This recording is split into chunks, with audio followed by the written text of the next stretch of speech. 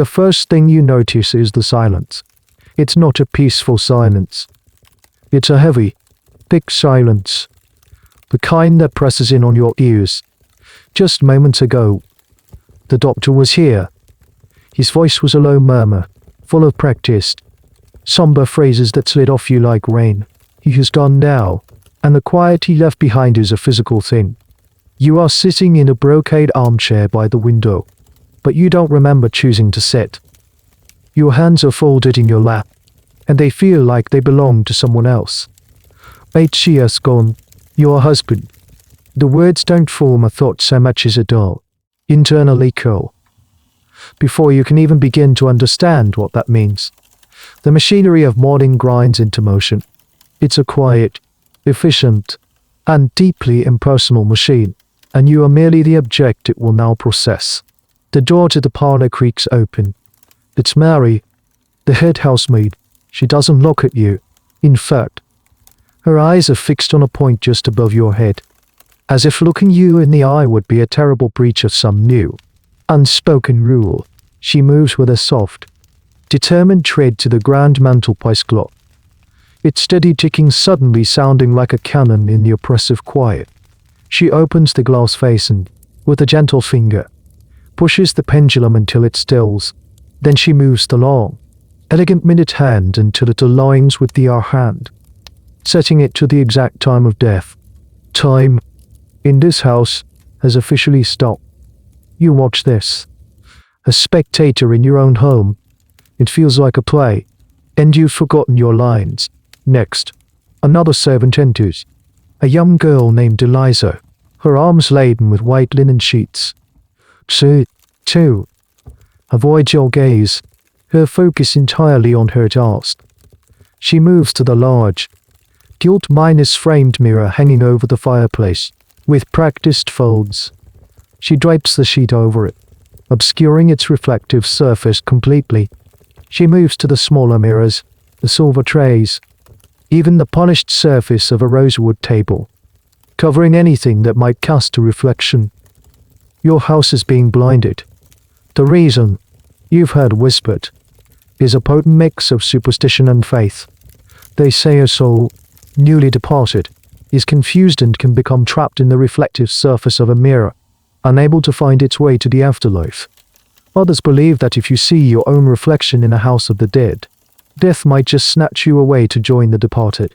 Historians are still arguing about the true origins of this practice.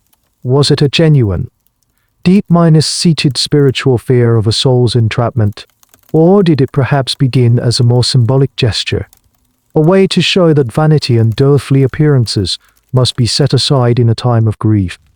Whatever the reason, the effect is immediate and chilling. Your world is not only silent and frozen in time, but it now refuses to even show you your own face.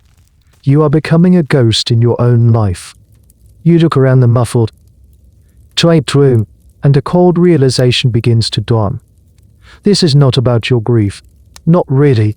It's about a performance, and it has only just begun. The silence is finally broken by the rustle of stiff silk. Your Aunt Beatrice has arrived.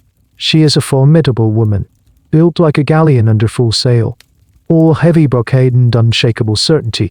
She doesn't offer a hug or a comforting touch. Instead, she surveys the shrouded room with an approving nod, her eyes sharp and assessing. She is here not as a comforter, but as an inspector, ensuring that the initial stages of this public ritual are being correctly observed. She pulls up a straight backed chair, the wood scraping faintly against the floor, and sits opposite you. Her own dress is a deep, somber purple, the color of mourning for some distant cousin. You vaguely recall, she's a professional at this. It is a terrible blow, she begins, her voice crisp and devoid of any real warmth. It is a statement of fact, not an opening for sympathy. But we must look to our duty. We must show the world the proper respect. You just stare at your hands, feeling the weight of her gaze. You're not entirely sure what your duty is, beyond the simple, crushing act of surviving this hollowed out feeling in your chest. But your aunt has a much clearer, and much grander, vision. We must look. she says, leaning forward slightly, her voice dropping to a conspiratorial whisper.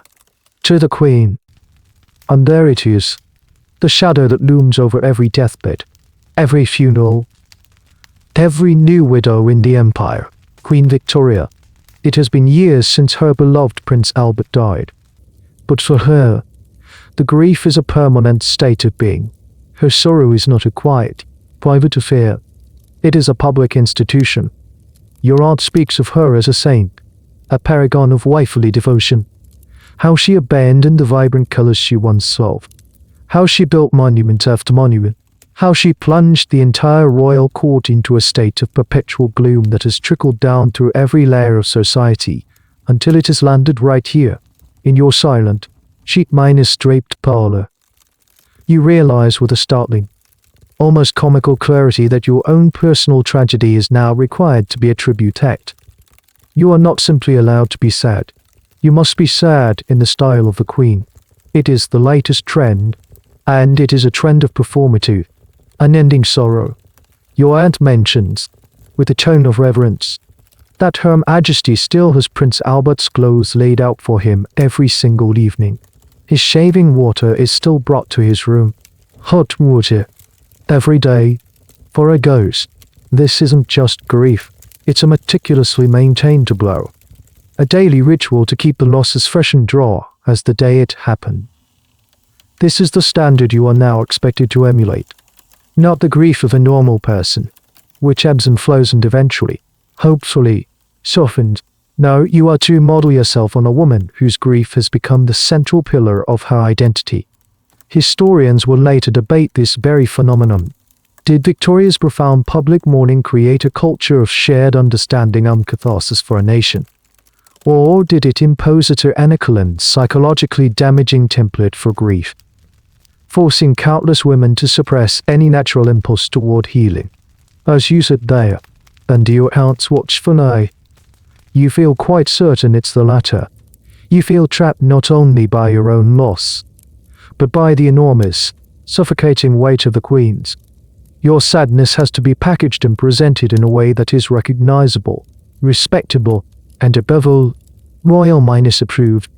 Your heart may be broken, but the world is more concerned with the cut and color of your widow's weeds.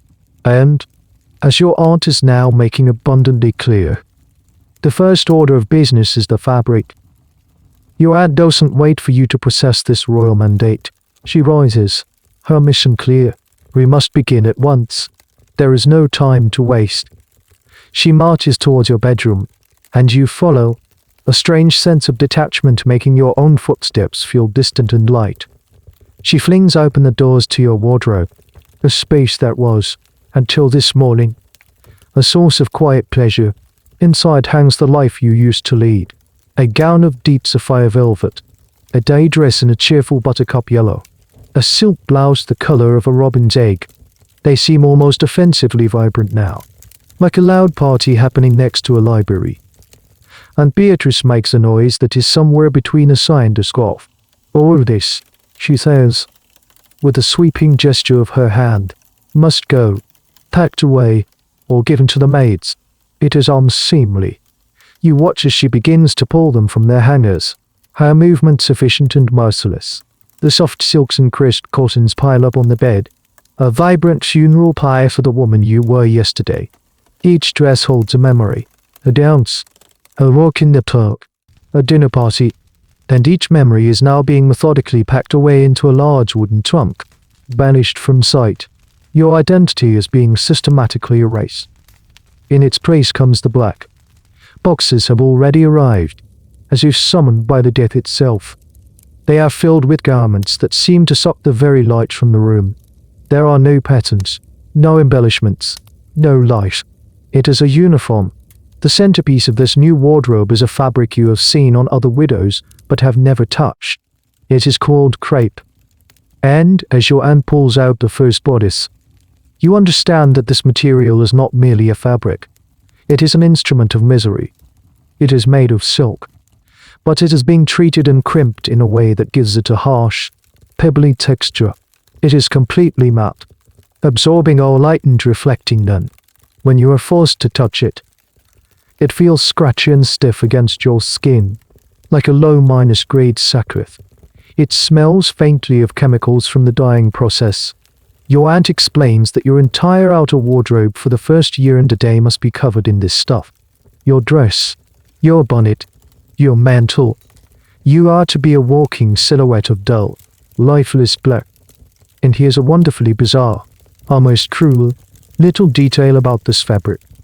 It is famously delicate when it comes to water.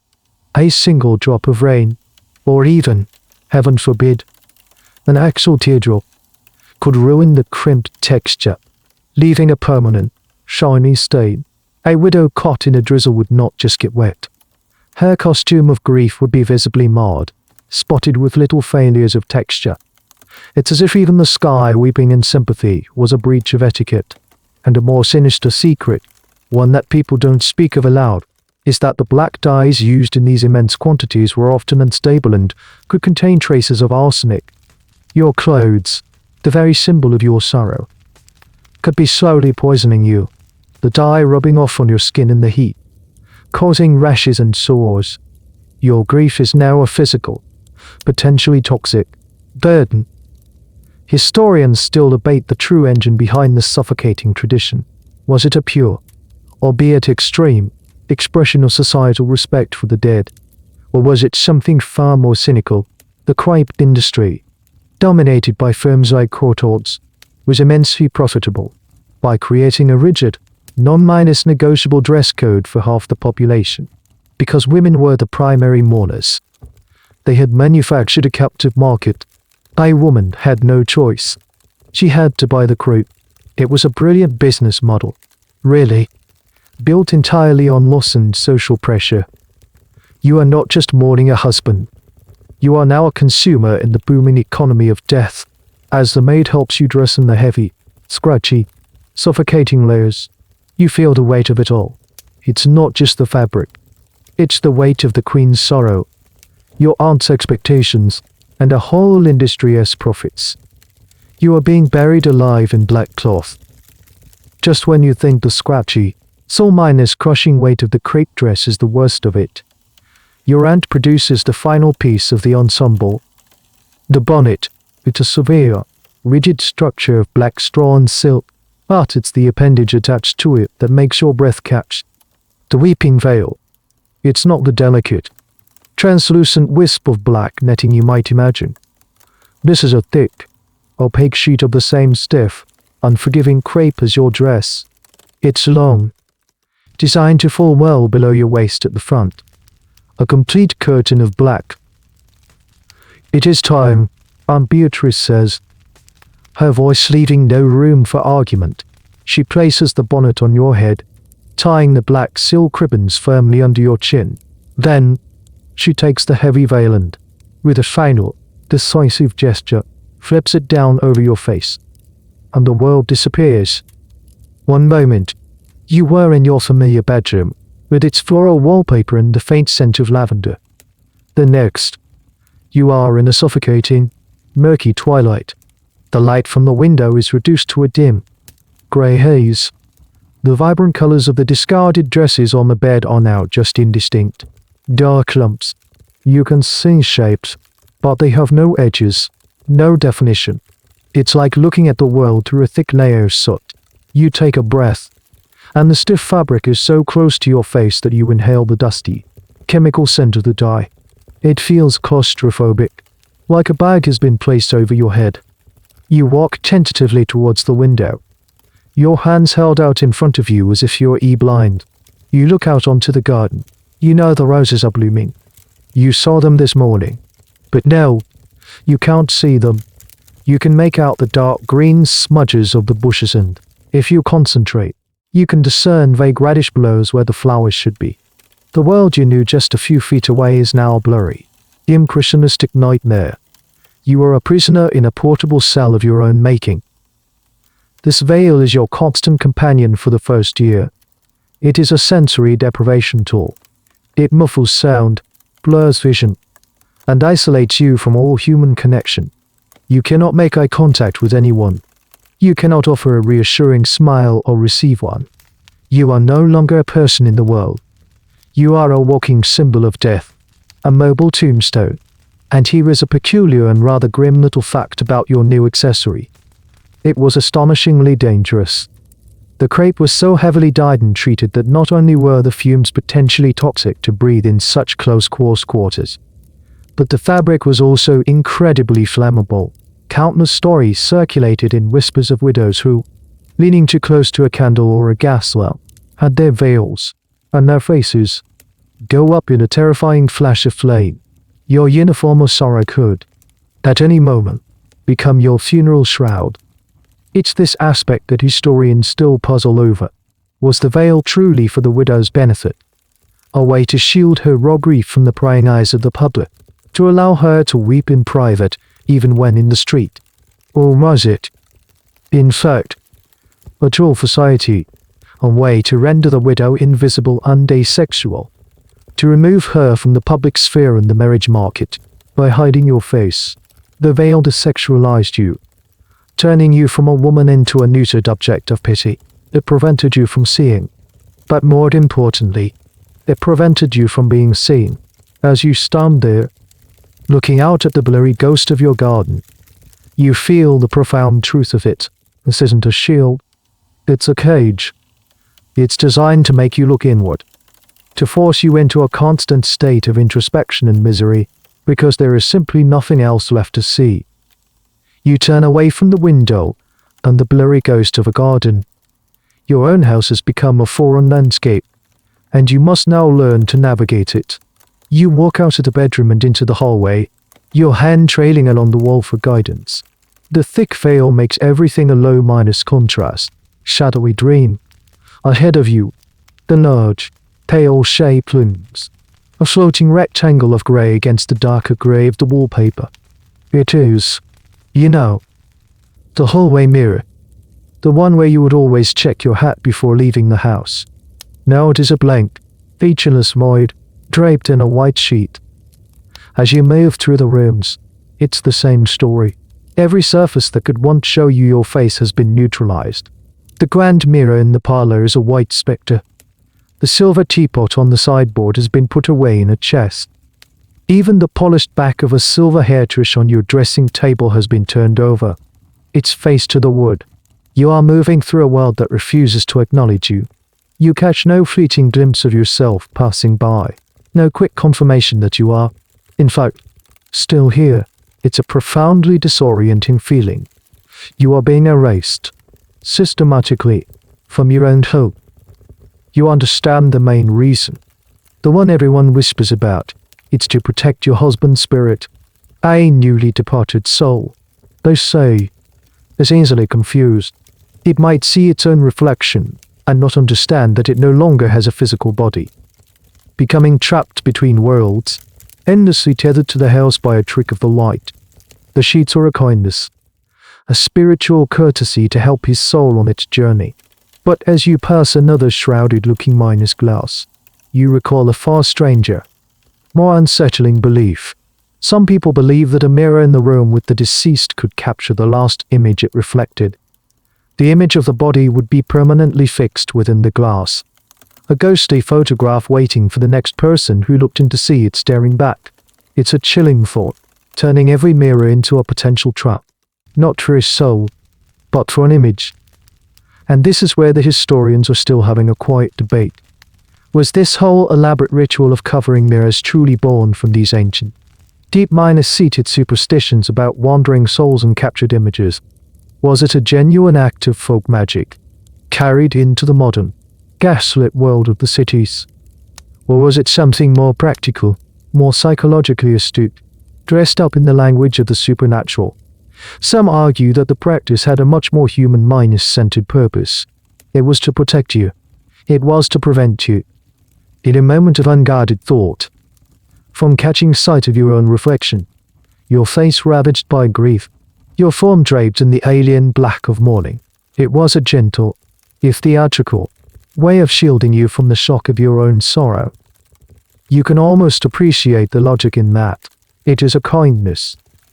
Perhaps not to have to see the dark circles under your eyes or the strange, unfamiliar woman staring back at you from behind a thick, black veil. But as you stand in the center of the silent parlor, surrounded by these white, faceless shapes, it doesn't feel like a kindness. It feels like a confirmation of your new status. You are no longer the mistress of this house in the same way. You are a figure of grief, a person so defined by loss that you must be protected from your own image, lest it remind you that you are still alive while your husband is not. The shrouded mirrors aren't just for him, they are for you. They are a constant, silent reminder that you are not to think of yourself. You are to think only of the dead. You are to become as invisible as the spirit you are trying to set free. It's not just the mirrors that have been silenced. The entire house is holding its breath. The comforting, everyday sounds you once took for granted have vanished. There is no cheerful whistling from the delivery boy, no distant clatter of pots from the kitchen, no bright notes from the piano in the parlor. The world has been put on mute. You walk through the rooms, and the only sound is the whisper of your own black dress, the stiff crape rustling against itself like dry leaves. Your eyes drift to the mantelpiece clock. Its hands are frozen in a permanent, silent embrace at 11 past 10. You remember now, the housemaid stopping it. It seemed like such a small, strange gesture at the time. But now you feel its power. The lack of its familiar, steady tick minus talk is a profound absence. It was the heartbeat of the house, and now the heart is stopped. You are living in a moment that will not end. Every time you look at it, you are reminded of the exact minute your life split into a before and a desolate after. It is a constant, screaming reminder of the exact moment your world fractured. Your aunt explains the new rules of the house. They are simple and absolute. For at least the first 3 months, you are to receive no visitors, save for the most immediate family. And even they are expected to keep their visits brief and somber.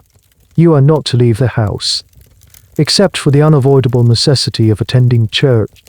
And even that is discouraged for the first month. The front door knocker will be muffled with a black cloth to signal to the world that this is a house of deep mourning, deterring any unthinking tradesman or lost neighbor from disturbing the sanctified quiet. And the music, your piano, the one you would play in the evenings, its keys cool and smooth under your fingers, must now be closed. Not just closed, but locked. The idea of music, of any melody or harmony, is considered a shocking offense to the memory of the dead. Joy is forbidden.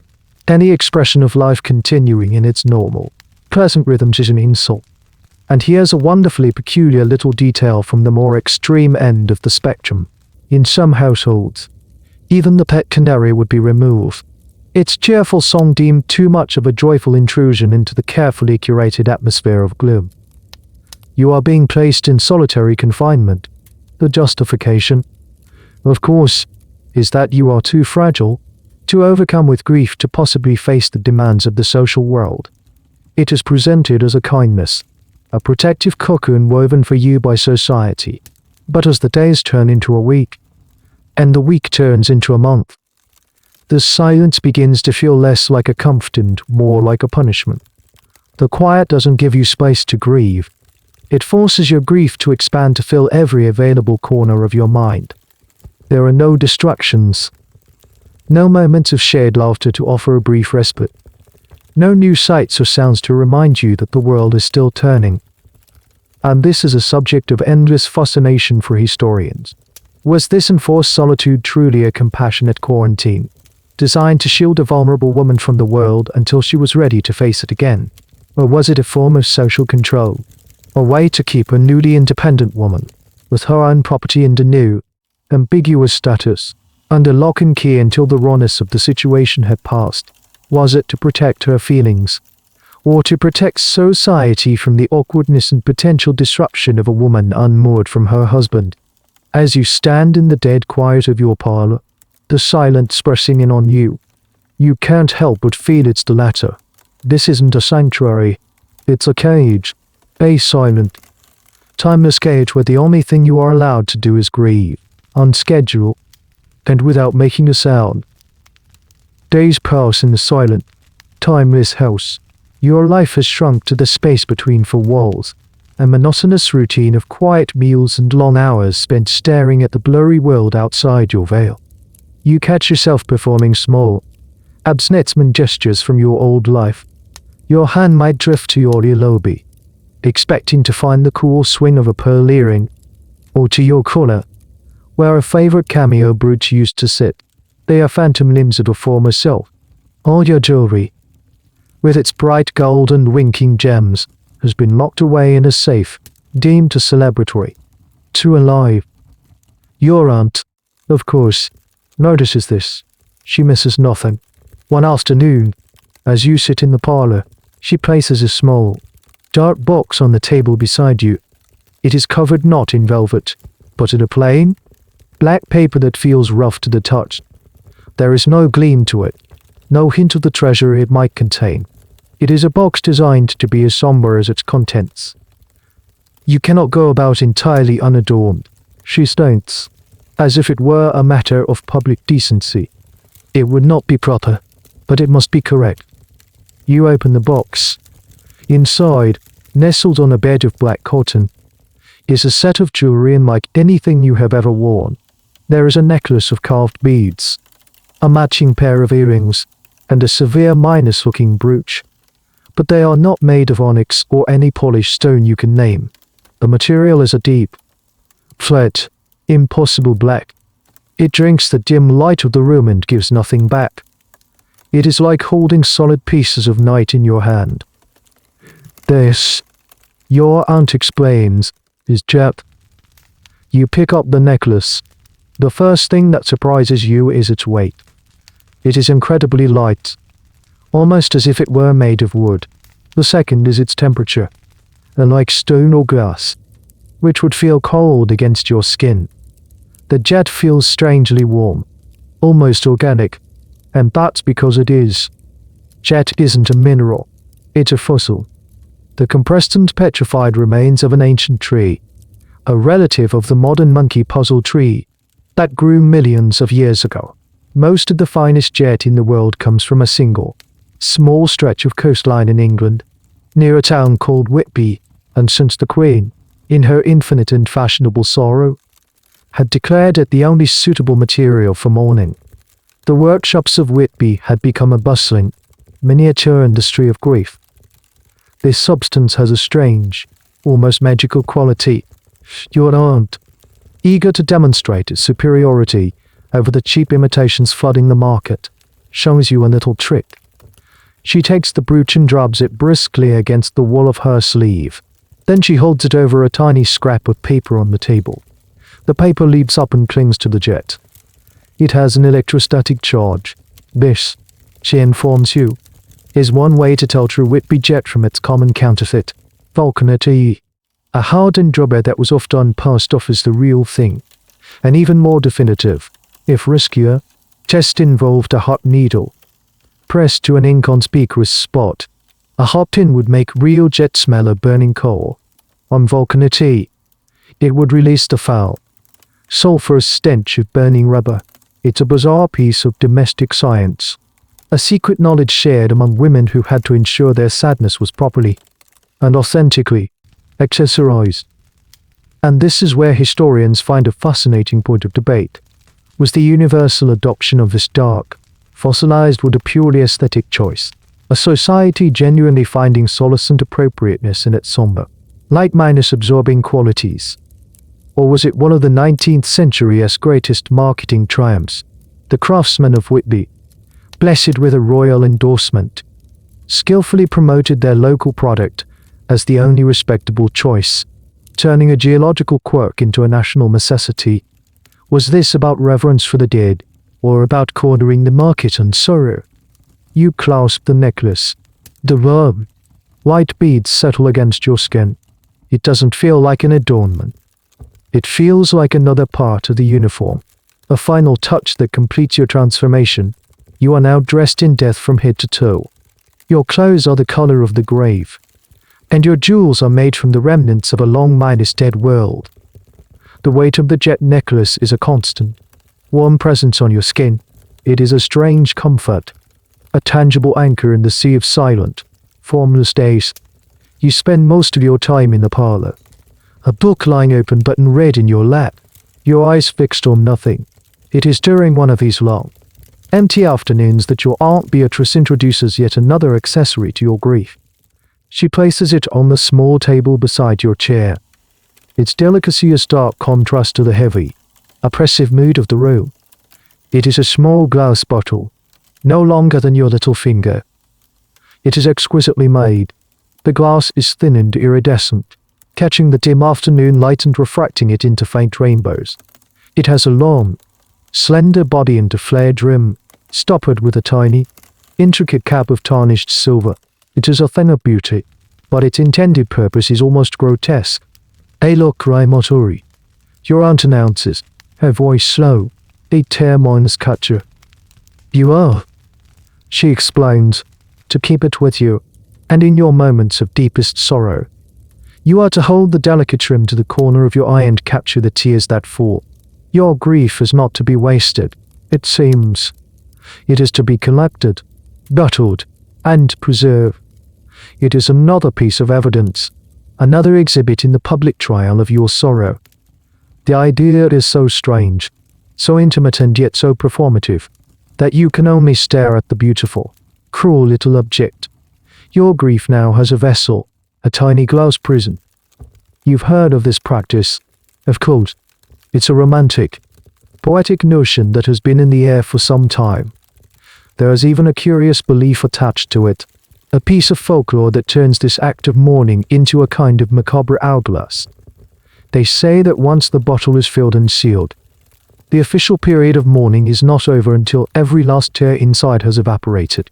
The slow, invisible process of evaporation becomes the clock that times your sorrow. A widow in a humid climate, it seems, was doomed to a longer sentence. It's a bizarrely scientific measurement for such a deeply emotional state.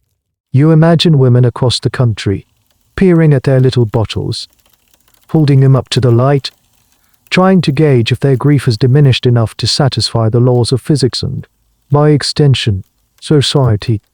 But here is where the story gets even stranger. A secret that you in your parlor could not possibly know, but that historians would later uncover. The entire concept of the Victorian air-minus catcher might be a beautiful, elaborate myth. While these small, elegant bottles were certainly common on Victorian dressing tables, archaeologists and historians now argue fiercely about their true purpose. The name Locri Motori itself comes from an older Roman context, where similar bottles were found in tombs, but the Victorian ones, it's highly probable they were not for tears at all. They were far more likely used for perfume, for keeping a dab of a favorite scent close at hand, or, perhaps more plausibly, for smelling salts, a necessity in an age of tight costs and frequent fainting spells. The romantic notion of bottling one's tears seems to have been a later invention, a bit of folklore that attached itself to these mysterious little objects, perhaps sold by clever shopkeepers who knew a good story could sell a product. The academic world is still deeply divided. Was this a genuine, if rare, mourning ritual, practiced by only the most devoutly sentimental, or was it a complete fabrication, a 20th-century misunderstanding of a 19th-century perfume bottle? As you sit there, the bottle gleaming on the table beside you, this debate is meaningless. Your aunt has presented it as a Locri Motori, and so, in your world, that is what it is. You are now faced with a new and deeply strange task. You must not only feel sad, you must produce physical proof of that sadness. You pick up the bottle. It is cool and smooth in your hand. You think of your husband, of his smile, of the sound of his laugh, and you wait for the tears, but they do not come. All you feel is a dry, fuller weight, the pressure to perform, the constant scrutiny, the sheer strangeness of this ritual. It has dried up the source. You are a widow with a tear bottle, and not a single tear to put in it. The little glass bottle sits on the table, a gleaming accusation of your turtless state.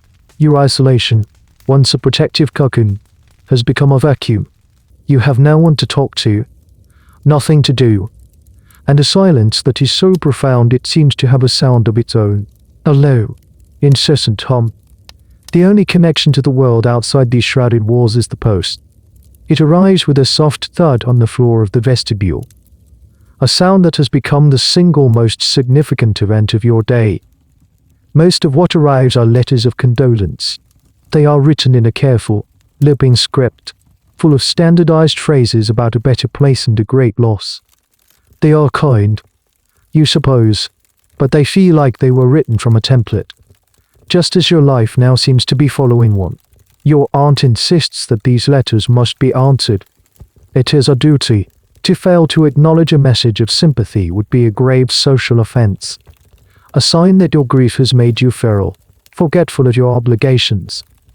And so, you find yourself seated at your delicate writing desk, the one where you used to dash off invitations to dinner parties or long, chatty letters to your sister, but the familiar, cream-colored paper with your monogram in a cheerful blue is gone. In its place, your aunt has laid out a new set of supplies, a box of stationery. It is, of course, black, or rather, the box is black, and the paper within is a heavy, expensive feeling white card. But each sheet is imprisoned by a thick, black border. This is mourning stationery. The border is shockingly wide, at least 1/4 inch of deep, matte black ink, leaving a surprisingly small white space in the center for your actual words. The matching envelopes are just as grim. The border must be of the deepest width for the first year, and Beatrice instruct, standing over you like a teacher supervising a difficult exam. Anything less would be hasty. Then she reveals the truly remarkable part of this ritual. The thickness of the border is not static.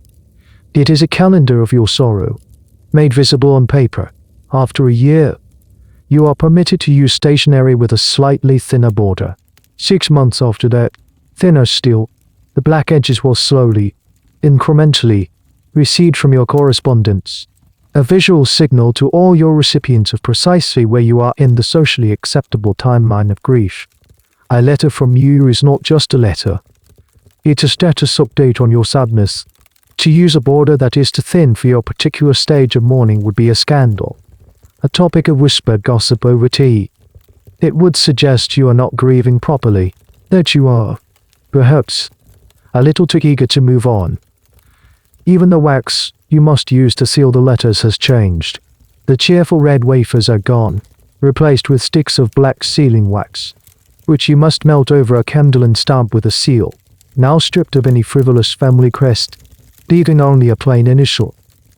And this is where historians find another fascinating little puzzle. Was this structured, shrinking frame of darkness a helpful guide for the bereaved? A tangible way to mark the passage of time and the gradual return to life? Did it provide a sense of order in the chaos of loss, or was it a form of public surveillance? A way for society to monitor and police a widow's emotions from afar? Every letter she sent was an unwitting report on her own psychological state, measured in millimeters of ink. You pick up the pen, you dip it in the black ink. You stare at the small white rectangle in the center of the page. You are supposed to fill it with words of gratitude and sorrow, but the paper has already said everything. It's thick. Black framed screams TRAGEDYNG are far louder than any words you could write. It feels as though the stationery is performing the grief for you. The task of finding words to put inside that tiny, shrinking space feels impossible. What is there left to say? The paper has already delivered the message. You are a widow. You are in deep mourning, and you will be, for the contractually obligated period of time, until the black borders on your life finally, blessedly, disappear. The days of deep mourning congeal into a single, grey, featureless lump of time. The frozen clock on the mantelpiece feels redundant. You measure your existence by the rising unsetting of a sun you can only see as a dim, hazy glow through your veil. The stationery with its thick black borders sits on your desk. The jet beads are a constant, warm weight around your neck. The silent, shrouded house is your entire universe. This period, Your aunt informs you with the grim satisfaction of a prison warden, outlining the rules. It is known as deep mourning or full mourning, and it has a very specific, non-negotiable sentence. 1 year and a day. Why a year and a day? The year part is understandable. A full cycle of the seasons. A symbolic journey through all the anniversaries, birthdays, holidays, the day you met, that you must now face alone for the first time. But the extra day, it's a strange, almost poetic little flourish. Some say it's a legal quirk, carried over from old land contracts and apprenticeships. A way to ensure the full year had been completed without any ambiguity. Others whisper that it has a more superstitious origin. The extra day is a buffer, a symbolic step into a new period of time, ensuring the ghost of the previous, terrible year cannot follow you. It breaks the cycle. It is a single, small step out of the darkness. But that step is a lifetime away. For now, you are a prisoner. Your life is governed by a litany of thou shalt nots. You shall not attend any social gatherings. No parties, no dinners, no concerts, no theatre. The idea of you being present in a place of entertainment or levity is considered grotesque, an insult to your husband's memory. You shall not wear any colour, not a speck, not even a white lace collar is permitted in these earliest, deepest stages. It is black, and only black. You shall not receive visitors. As you know, the world must come to you only in the form of hushed, brief visits from your closest relatives, who tiptoe around as if you were a bomb that might detonate from a sudden noise. And here is one of the most peculiar and psychologically cruel prohibitions of this period. You are not allowed to be seen to be happy. Either a smile, a light laugh that might escape at a child's silly comment. These are not just inappropriate, they are signs of a shallow heart, a lack of true devotion. Your grief must be a constant, visible performance. You learn to hold your face in a mask of passive sorrow, a carefully neutral expression that betrays no hint of resilience or hope. To show any sign of recovery is to fail at the task of being a widow. This enforced misery is a point of intense debate among social historians. Was this brutal isolation and mandated sadness a genuine, if misguided, attempt to honor the dead? A belief that the magnitude of the loss required a correspondingly immense and visible sacrifice from the living? Or was it a mechanism of social control? A way to render a newly single woman, a potentially disruptive social element, powerless and invisible for a full year, by locking you away? Society didn't have to deal with the awkwardness of your new status. You were simply removed from the board, a piece taken out of play for a set number of turns. You feel the truth of that every single day. You are not just mourning a man. You are mourning your own life. You are a ghost in your own home, haunting the silent rooms, draped in the uniform of a sorrow that is becoming less about your actual feelings and more about fulfilling a social contract. The year and a day stretch out before you not as a time for healing, but as a sentence to be served. The initial, raw shock of loss is beginning to fade, replaced by a dull, aching boredom and a desperate craving for a normal conversation. A piece of music, a splash of color, but these things are forbidden. You must remain in this black, silent, timeless prison until society, not your own heart, decides your sentence is complete. One morning, your Aunt Beatrice arrives in a dress of a distinctly different shade. It is not the deep, somber purple she has been wearing, but a rather cheerful shade of lavender. It is so startlingly bright in the grey, muffled world of your parlour that you actually flinch. She notices your reaction and gives a small, satisfied smile.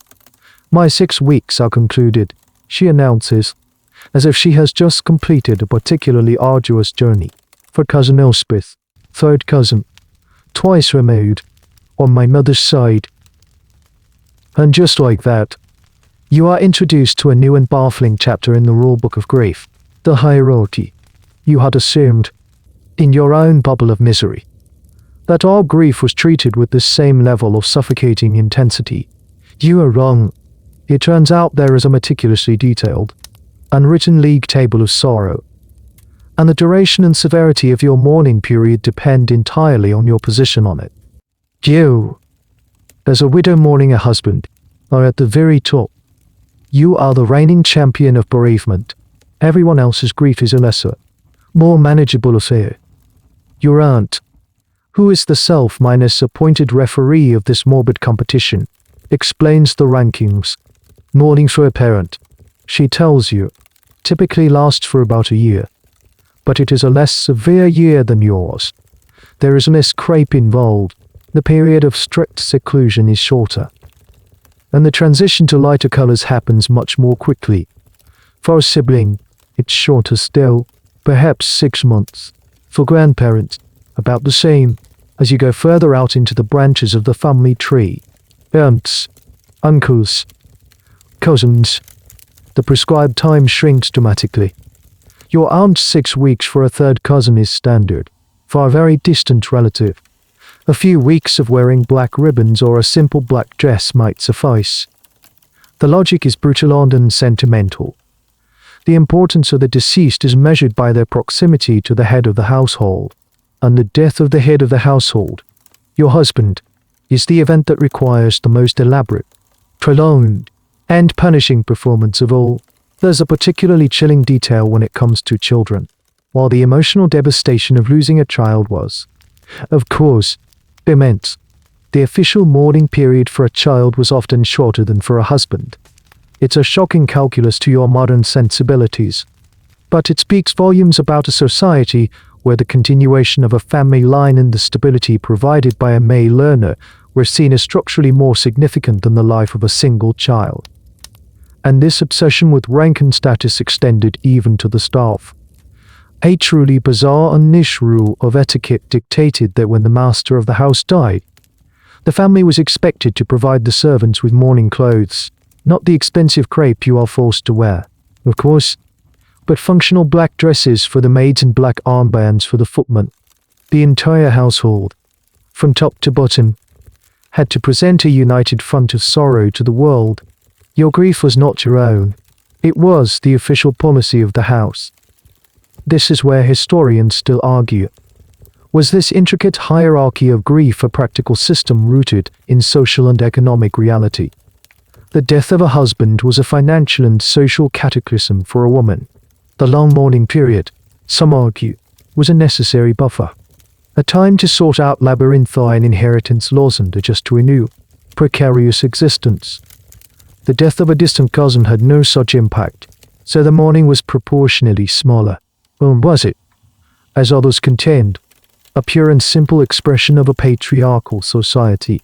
A woman's identity was so completely subsumed by her husband's that his death was a form of civic death for her. The extreme length of her mourning was a testament not to her love, but to his importance.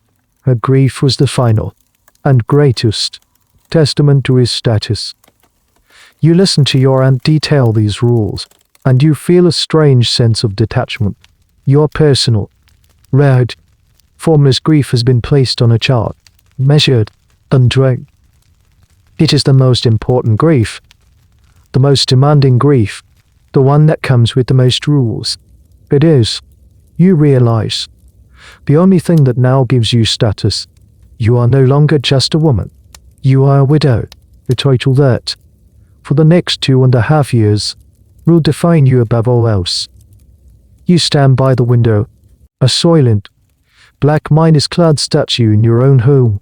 The clock on the mantelpiece may be frozen, but outside, the world has not stopped. You have watched a full cycle of seasons from behind your blurry veil. You saw the last of the autumn leaves turn to brown smudges. The winter snow fall as a soft, white haze.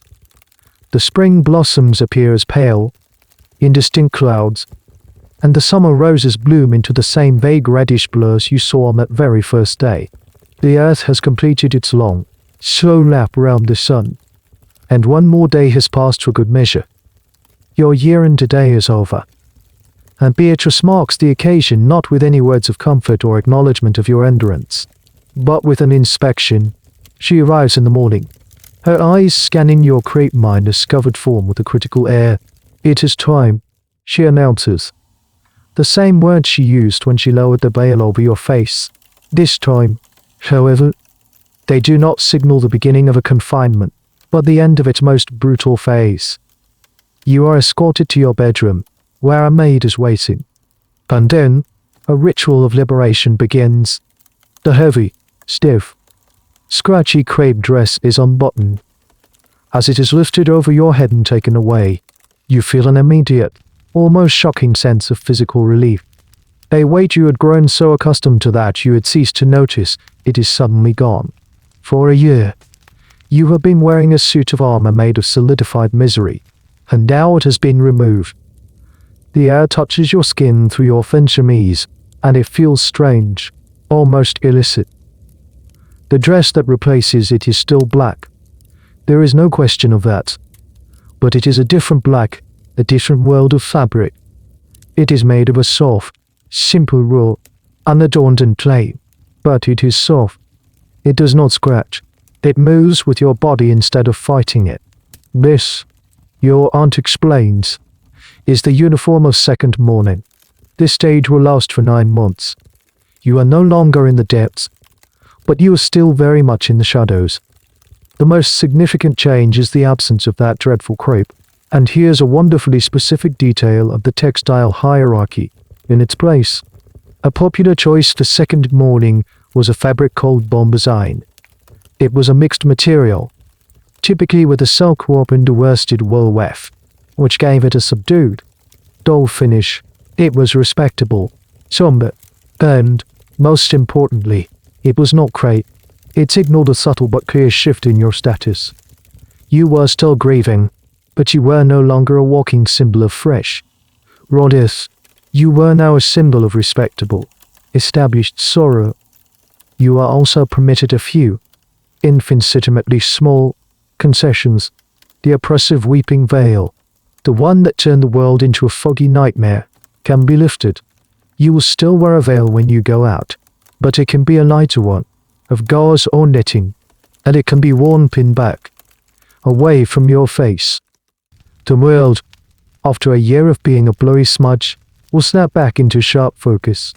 The black borders on your stationery will become a fraction of a centimeter thinner. You may, if you feel up to it, begin to receive a few, carefully selected visitors. This transition marks a point of significant debate among historians. Was this carefully staged, gradual Ray-minus entry into the world a psychologically astute process? Did this second mourning act as a kind of decompression chamber, allowing a woman to slowly and safely reacclimate to society after a year of profound isolation and trauma? Was it a compassionate, structured path back to life, or was it something else entirely? Many scholars argue that it was simply a different, slightly more comfortable form of imprisonment. You were still in uniform, still marked and set apart. You were not free. You were just on a longer leash. By keeping you in a state of modified mourning for another year or more, society was ensuring you remained socially neutralized. Not yet available for remarriage, your property and status still in a kind of managed limbo. It wasn't about your healing. It was about maintaining social order. As you look at your reflection for the first time in a year, in a mirror a maid has just uncovered, you see a stranger, a pale woman in a plain black dress.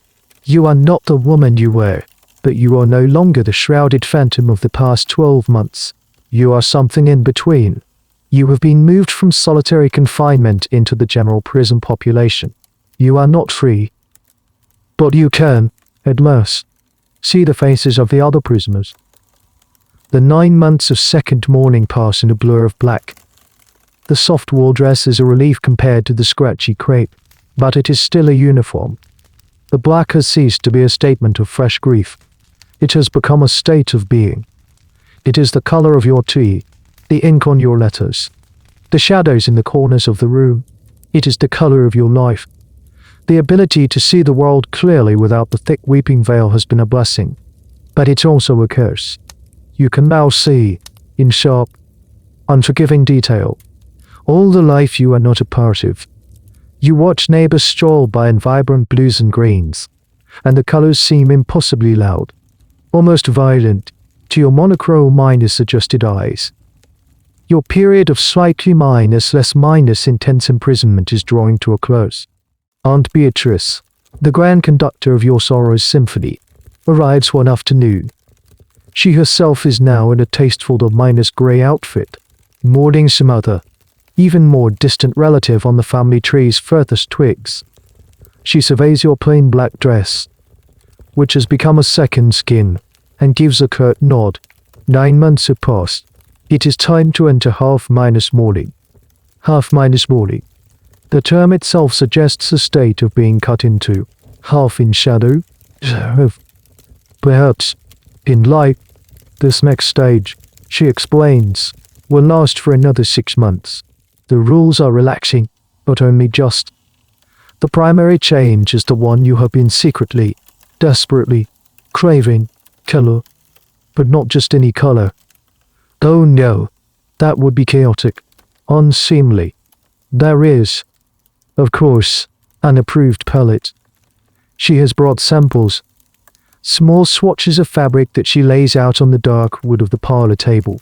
To your color-starved eyes, they are as dazzling as a chest of jewels. There is a soft, gentle gray, the color of a pigeon's wing.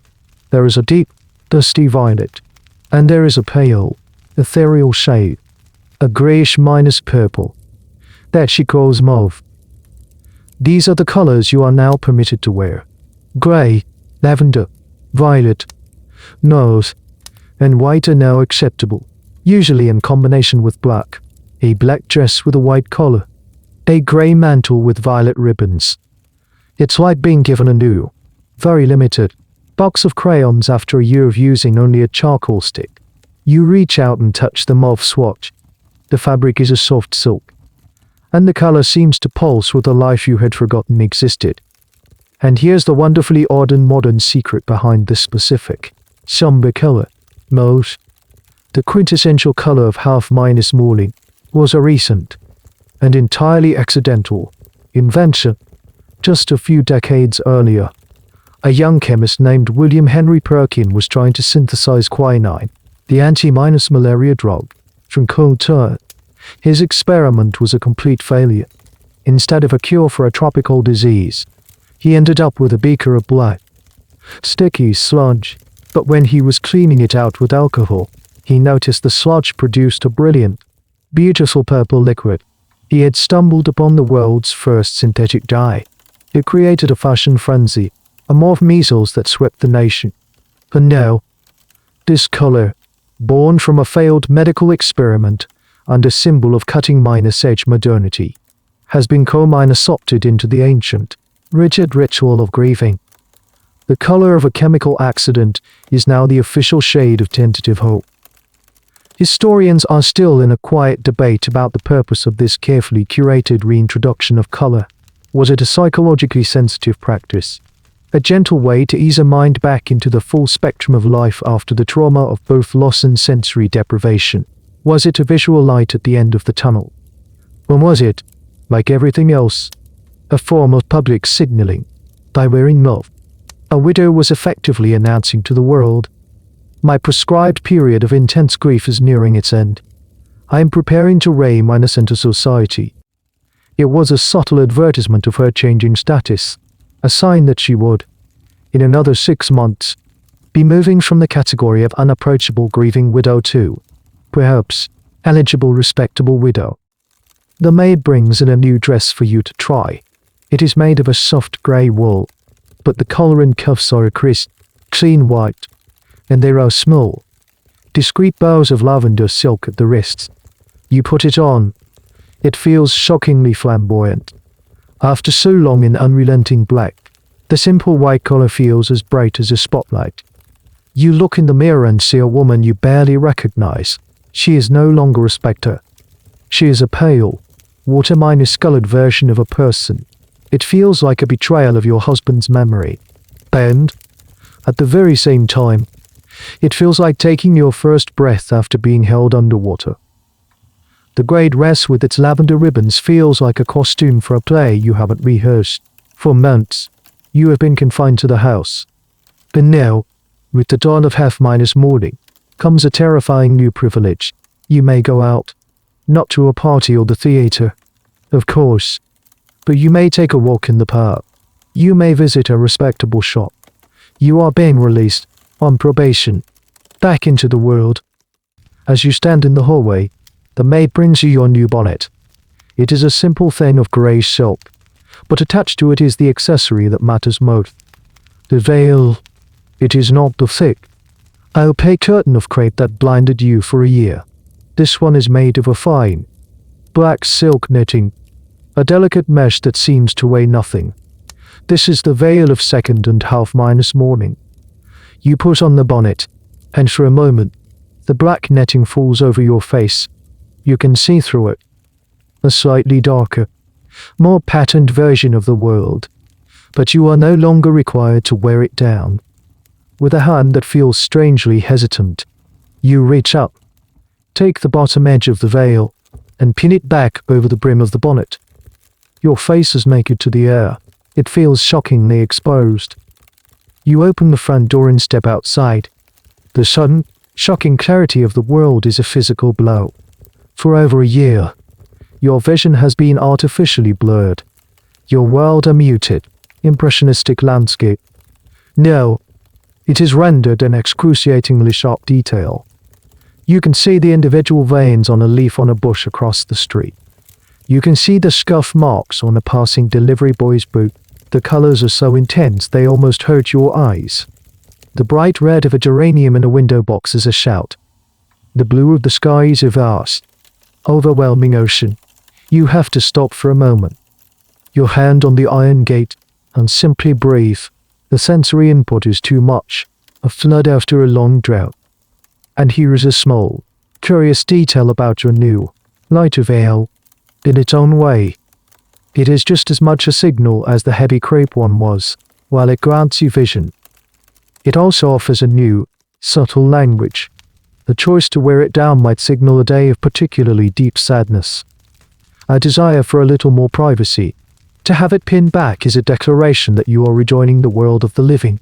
Some of the most fashionable mourning veils were made of a spotted netting. The little black dots creating a pattern that was considered elegant but still suitably somber. This tiny, almost frivolous detail, a pattern of dots, was a sign of immense progress in the long, slow journey out of the darkness. As you begin your walk, you feel the eyes of strangers on you. Before, in your heavy crape and weeping veil, you were an object of pity, but you were anonymous. You were a symbol, not a person. No, they can see your face. They can see the pallor of your skin, the dark circles under your eyes. They can see your expression, and you realize with a jolt that they are judging it. Are you looking sad enough? Does the hint of color in your dress suggest a recovery that is perhaps a little too swift? You are no longer hidden. Your face, and the grief it displays, is now public property. This is the great debate that continues to occupy historians. Was the lifting of the veil a moment of liberation? A compassionate step that allowed a woman to reconnect with the world and feel the sun on her face again? Was it a sign that her humanity was being restored? Or was it a more cynical moment? The point at which a woman was placed back on the market, with her face now visible. Her features could be assessed by potential suitors. Her expression could be monitored by the guardians of social etiquette. Was this freedom? Or was it simply a transition to a different kind of scrutiny? A more personal and invasive one? You see a woman you know from your old life, Mrs. Henderson, walking towards you. A year ago, she would have given a somber nod to your shrouded form and hurried on her way. Now, she stops. There is an awkward pause. She can see your face. She has to speak to you. You exchange a few stilted pleasantries. You feel her eyes scanning you, taking in the grey dress, the lavender ribbons, the neck tinges of your face. You feel like an exhibit. The brief conversation is an agony of self-consciousness. By the time you return home, your head is pounding. This brief taste of freedom was more exhausting than a week of solitary confinement. You have been released from your cage, only to find yourself in a much larger, more brightly lit too. The world, now that you can see it in all its sharp, colorful detail, is a minefield. Your newfound freedom comes with a new, even more complex, set of unwritten rules. In the 9 months of second mourning, you are allowed to receive a few very close friends in the quiet of your own parlor. Now, in half-minus mourning, you are permitted a cautious, tentative ray-minus entry into the social world, and Beatrice arrives with a list of acceptable activities. As if she's a doctor prescribing a course of therapeutic outings. You may, she informs you, attend a quiet morning concert of sacred music. You may visit a public art gallery, provided it is not a private viewing, which would be too celebratory. You may accept invitations to small, somber afternoon tea gatherings with other respectable, preferably older, ladies. The key word for all of these activities is quiet. There must be no loud laughter, no frivolous entertainment, no dancing, and certainly no large crowds. You are being allowed to dip a single toe back into the river of life, but you are absolutely forbidden from swimming. Your first outing is to a tea hosted by a distant cousin. You spend hours agonizing over your attire. The grey dress with the lavender ribbons, or the new one, a soft mauve with a black lace collar. It feels like the most important decision in the world. You are dressing not for yourself, but for the jury of your peers who will be observing you. You settle on the mauve, hoping it strikes the right balance between respectable sorrow and a gentle acknowledgement of your new, less-minus imprisoned status. Walking into the drawing-minus room is a terrifying experience. A dozen pairs of eyes turn to you. The conversation, which had been a low hum, falters for a moment. You are a curiosity, the widow. They can see your face, your dress, the way you carry yourself. Every gesture is scrutinized. You take a seat, and a cup of tea is placed in your hands. You focus on it as if it is the most fascinating object on earth. A tiny porcelain anchor in a sea of judging eyes. The conversation resumes, but it is stilted and careful. No one mentions your husband. Of course, that would be indelicate. But his absence is a booming silence in the room. They talk about the weather, about a recent sermon, about a new book. You try to contribute, but your voice sounds rusty, for an in your own ears after so long. And then, the worst happens. One of the ladies tells a mildly amusing story about her pet parrot. It is not particularly funny, but it is a small, bright spark of normal life. As she whimsies at her, and without thinking, a small smile touches your lips. You feel the muscle move, a ghost of a familiar expression, and then you catch the look in Aunt Beatrice's eyes from across the room. It is a look of pure, horrified disappointment. You have failed the test. Your smile is a betrayal, a sign that you are not sufficiently submerged in your grief. The smile vanishes from your face instantly, replaced by a hot wave of shame. Here is a bizarre and almost unbelievable detail of this social tightrope walk. A widow was not only judged for smiling too soon, but she could also be judged for how she cried. Public weeping was considered unseemly, untheatrical. Grief was to be displayed with a quiet, dignified, and preferably tearless sorrow. To be seen sobbing in public was as much a social sin as to be seen laughing. You were expected to be a statue of sadness, not a messy, human fountain of it. This is the great paradox that historians continue to wrestle with. Was this prescribed public demeanor, this quiet, smile minus less, tearless sorrow, a reflection of a society that genuinely valued stoicism and self minus control above all else? Was it a mark of good breeding to be able to contain such a powerful emotion? Or was it, once again, about making everyone else comfortable? A laughing widow was unnerving, a sign of disrespect. A sobbing widow was equally unnerving, a messy, uncontrollable reminder of death. The ideal widow was one who was just sad enough to be respectable, but not so sad that she made a scene. Her emotional state was to be perfectly calibrated to cause the minimum amount of social awkwardness for everyone else. You leave the tea party feeling utterly drained. You have not been comforted or distracted. You have been on stage, under the hot, unforgiving lights of public opinion. And you have flubbed your lines. The quiet of your own home, which you had come to see as a prison, now feels like a sanctuary. You close the front door behind you, lean against it, and close your eyes. Rejoining the world, you realize it's not about being free, it's about learning a whole new kind of imprisonment. The moth dress hangs in your wardrobe, a silent testament to your failure at the tea party. You find yourself retreating back to the simple, unambiguous safety of the plain black wool of second morning. It feels less complicated. It demands nothing of you but sadness. The colors, the grays and lavenders of mourning, require a performance you do not feel ready to give. They require a delicate balance of soul and recovery, a tightrope walk you are not yet skilled enough to attempt. But the world, and your Aunt Beatrice, will not allow you to retreat. Your 6-month sentence second morning officially ends, and mourning begins in earnest. This is the final stage. Another 6 months that will bring you to the 2-year mark since your husband's death. With this new phase comes a further, cautious expansion of your wardrobe. It's as if you are a flower slowly unfurling, petal by painful petal. Aunt Beatrice arrives with a dressmaker in tow, and you are measured and fitted for new garments.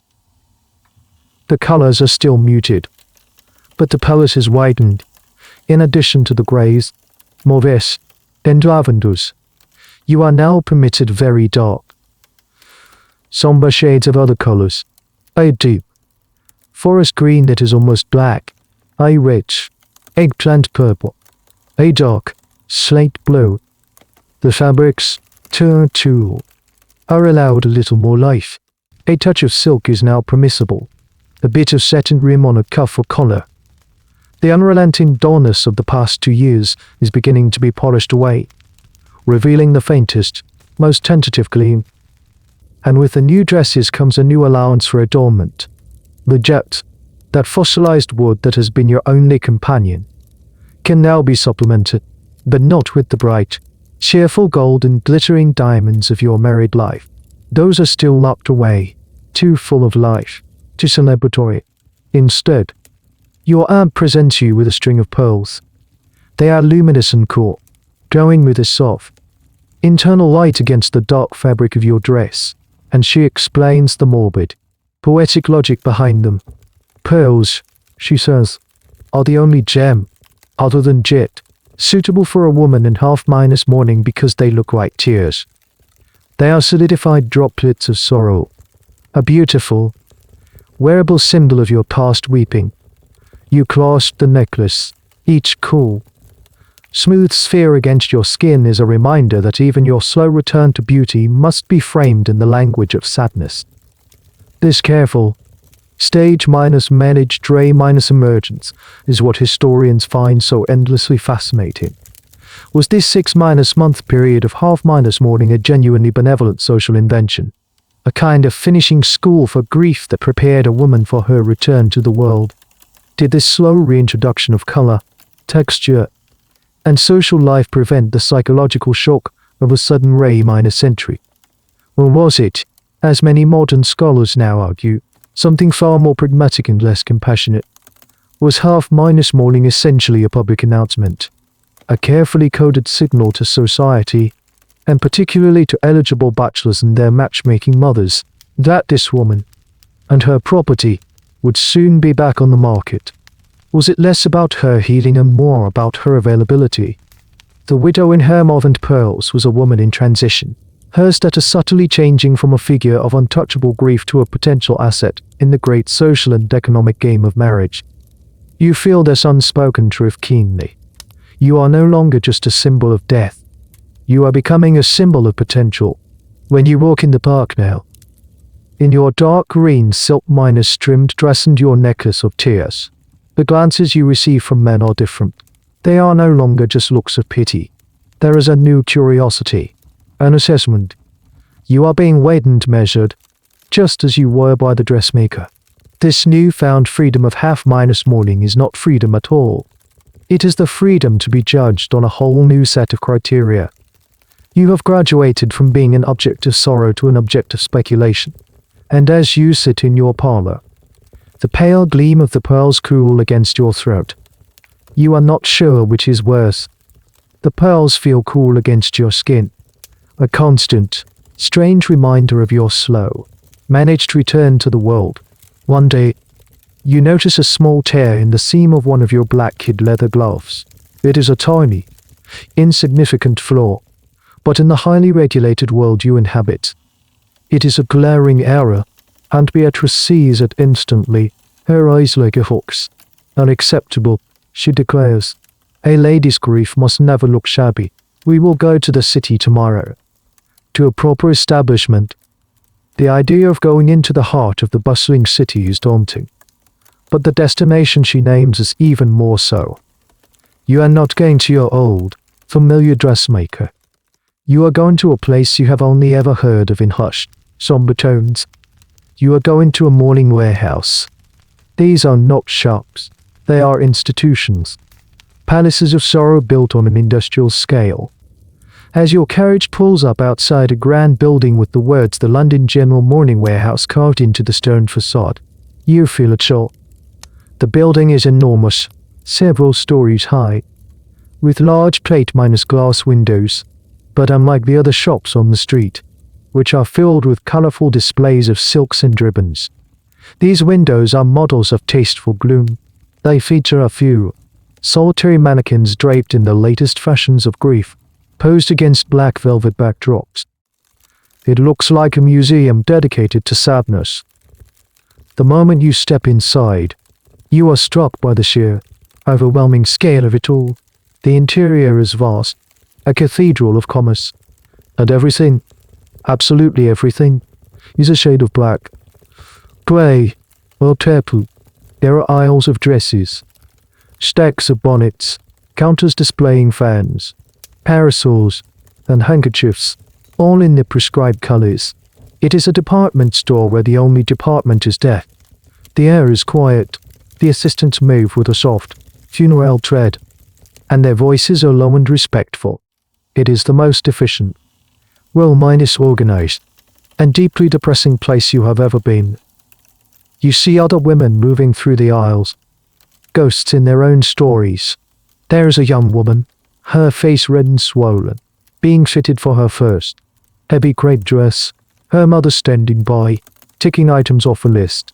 You see a group of sisters, all in identical grey outfits, soberly choosing new gloves.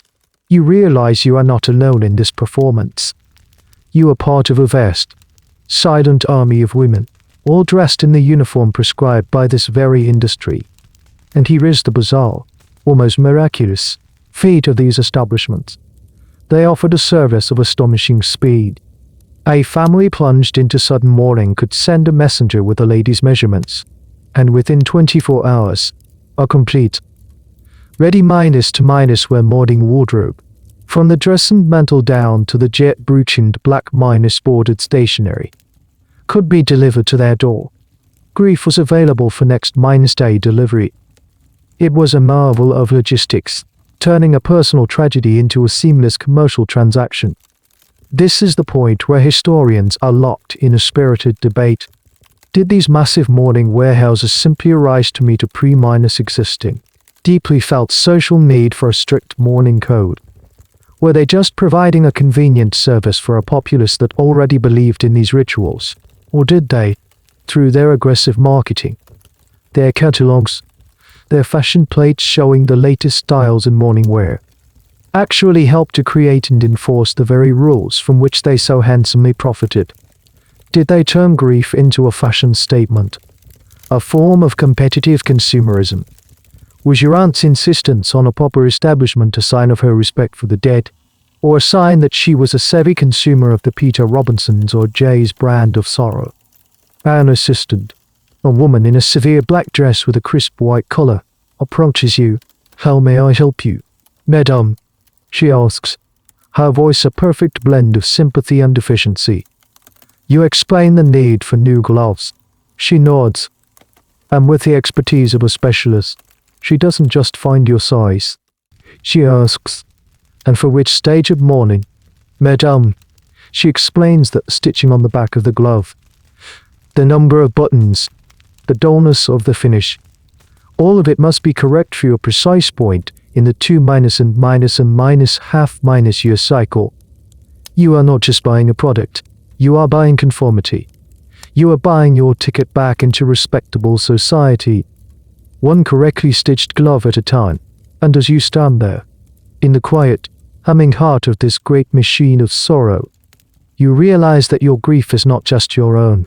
It is a commodity, and business, it seems, is booming. You leave the mourning warehouse with a new pair of perfectly stitched, appropriately somber gloves, but the visit has left a strange impression on you.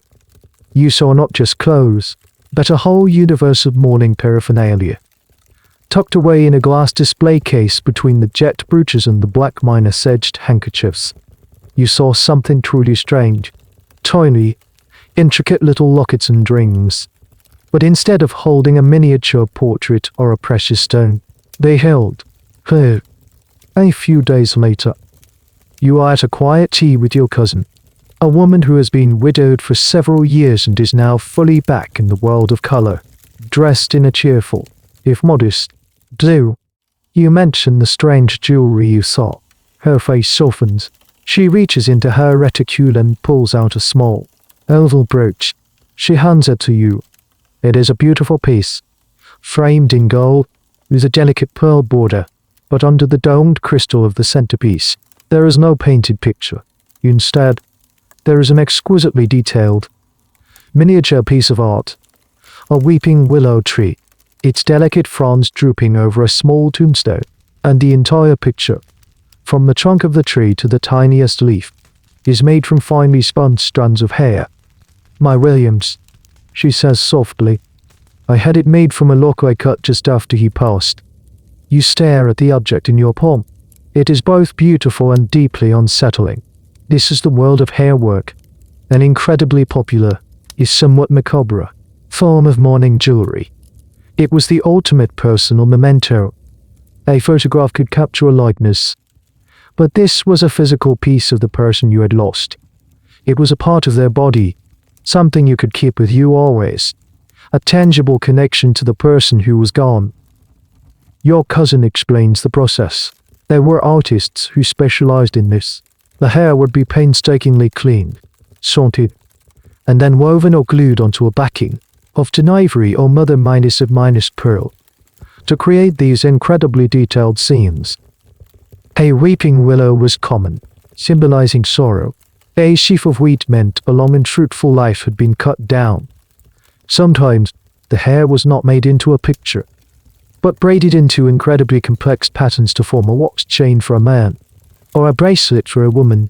There was a whole secret language to it. Jewelry made from the hair of a child might incorporate seed pearls, symbolizing tears, and the hair of a living person, perhaps exchanged between sweethearts, would be fashioned into different, more hopeful designs. And here is the truly bizarre and slightly stomach-minus-turning secret of this craft. To create those fine, paint-minus-like strokes for the miniature pictures, the hair was often chopped up into a fine powder, mixed with a pigment like sepia, and then used as a kind of paint. The artist would literally paint a picture of grief using a paste made of your loved one's hair. It was a level of intimate, physical remembrance that feels almost shocking to your modern mind. This practice is a source of endless fascination and debate for historians. Was this a deeply touching and psychologically comforting practice? A way for people in an era of high mortality rates to keep a real, physical part of their loved ones close to them? Was it the ultimate expression of sentimental devotion in an age that prized sentimentality?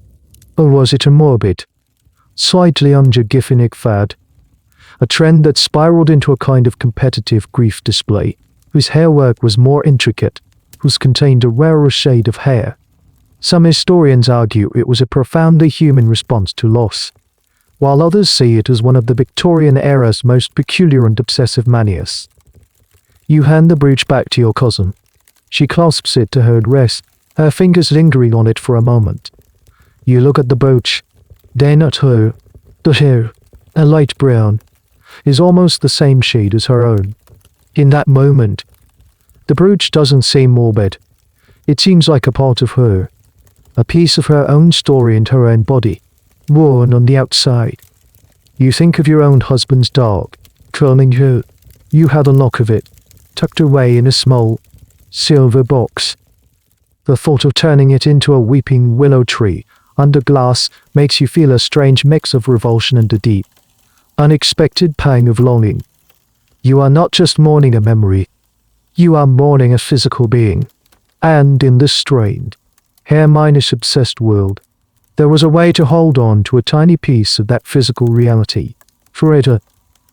The hair-work brooch sits on your cousin's dress, a silent, tangible piece of a man who is gone. You look at the lock of your own husband's hair in its silver box. It is just hair. It does not speak. It does not offer advice or share a joke. It is a relic, not a present. The elaborate rituals, the carefully shaded fabrics, the jet and the pearls, they are all a conversation with society, a public statement. They do nothing to fill the booming silence in your own heart. Your grief has been managed, packaged, and accessorized. But the core of it, the simple, agonizing absence of a person, remains untouched. It is during a quiet visit from a friend, a woman a little more modern and forward-minded thinking than your aunt, that a new, strange idea is introduced. She leans forward, her voice dropping to a conspiratorial whisper. Even though you are quite alone in the parlor, she speaks of a new kind of comfort, something beyond what the church or the etiquette books can offer. She talks about the spiritualist movement. The word itself sounds strange, illicit. She speaks of mediums, gifted individuals who can bridge the gap between the living and the dead. She talks of centers, of darkened rooms where contact can be made. She tells you a story of a friend of hers, another widow, who attended such a gathering. You listen, half mind is skeptical, half mind is enthralled. She describes the scene. A small group of people sitting around a heavy mahogany table in a dimly lit room. Their hands linked. The only sound is the ticking of a clock and the quiet breathing of the participants. Then, the medium, a quiet woman in a simple dark dress, goes into a trance. And then, the strange things begin. A faint, cool breeze seems to circle the room. Though all the windows are shut, a rapping sound comes from within the wood of the table itself. 1 rap for no, 3 for yes. Slowly, painstakingly, a message is spelled out from the spirit world. Your friend's friend had asked a question, something only her late husband would know. And the table, this inanimate block of wood, had rapped out the correct answer.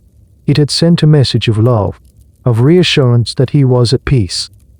It sounds like madness, like a ghost story told to frightened children. And yet, the appeal of it is a sharp, physical pang in your chest. The official process of mourning is all about separation. It is about acknowledging a final, unbridgeable gap. You shroud the mirrors, stop the clocks, wear the black, all to signify an ending. Spiritualism offers the exact opposite. It suggests there is no ending, that the conversation does not have to be over. It offers a loophole in the contract of death. Even Queen Victoria, the very architect of your public sorrow, was said to have held seances at Windsor Castle, desperate for a word from her beloved Albert. And the phenomena your friend describes are so wonderfully, bizarrely specific. She speaks of spirit trumpets that float in the darkened room, amplifying the whispered voices of the dead. She talks of automatic writing, where the medium's hand, holding a pencil, flies across a page, scribbling messages from a spirit who has borrowed their arm for a moment. She even mentions the strangest, most controversial manifestation of all, ectoplasms, a mysterious, gauzy substance that is said to issue from the medium's body, a physical building block for spirits to manifest themselves. It's a strange, theatrical, and deeply intimate form of communion. This is the great, unresolved argument that still electrifies historians. Was the spiritualist movement a genuine religious awakening? A profound comfort to a generation traumatized by high mortality rates from disease and war? Did it offer a real, therapeutic connection for millions of grieving souls? Or was it one of the largest and most cynical waves of fraud the world has ever seen? For every heartfelt testimony from a believer, there is a story of a medium being exposed as a charlatan, with hidden assistants making the rapping noises and chisel cloth being waved about as ectoplasms.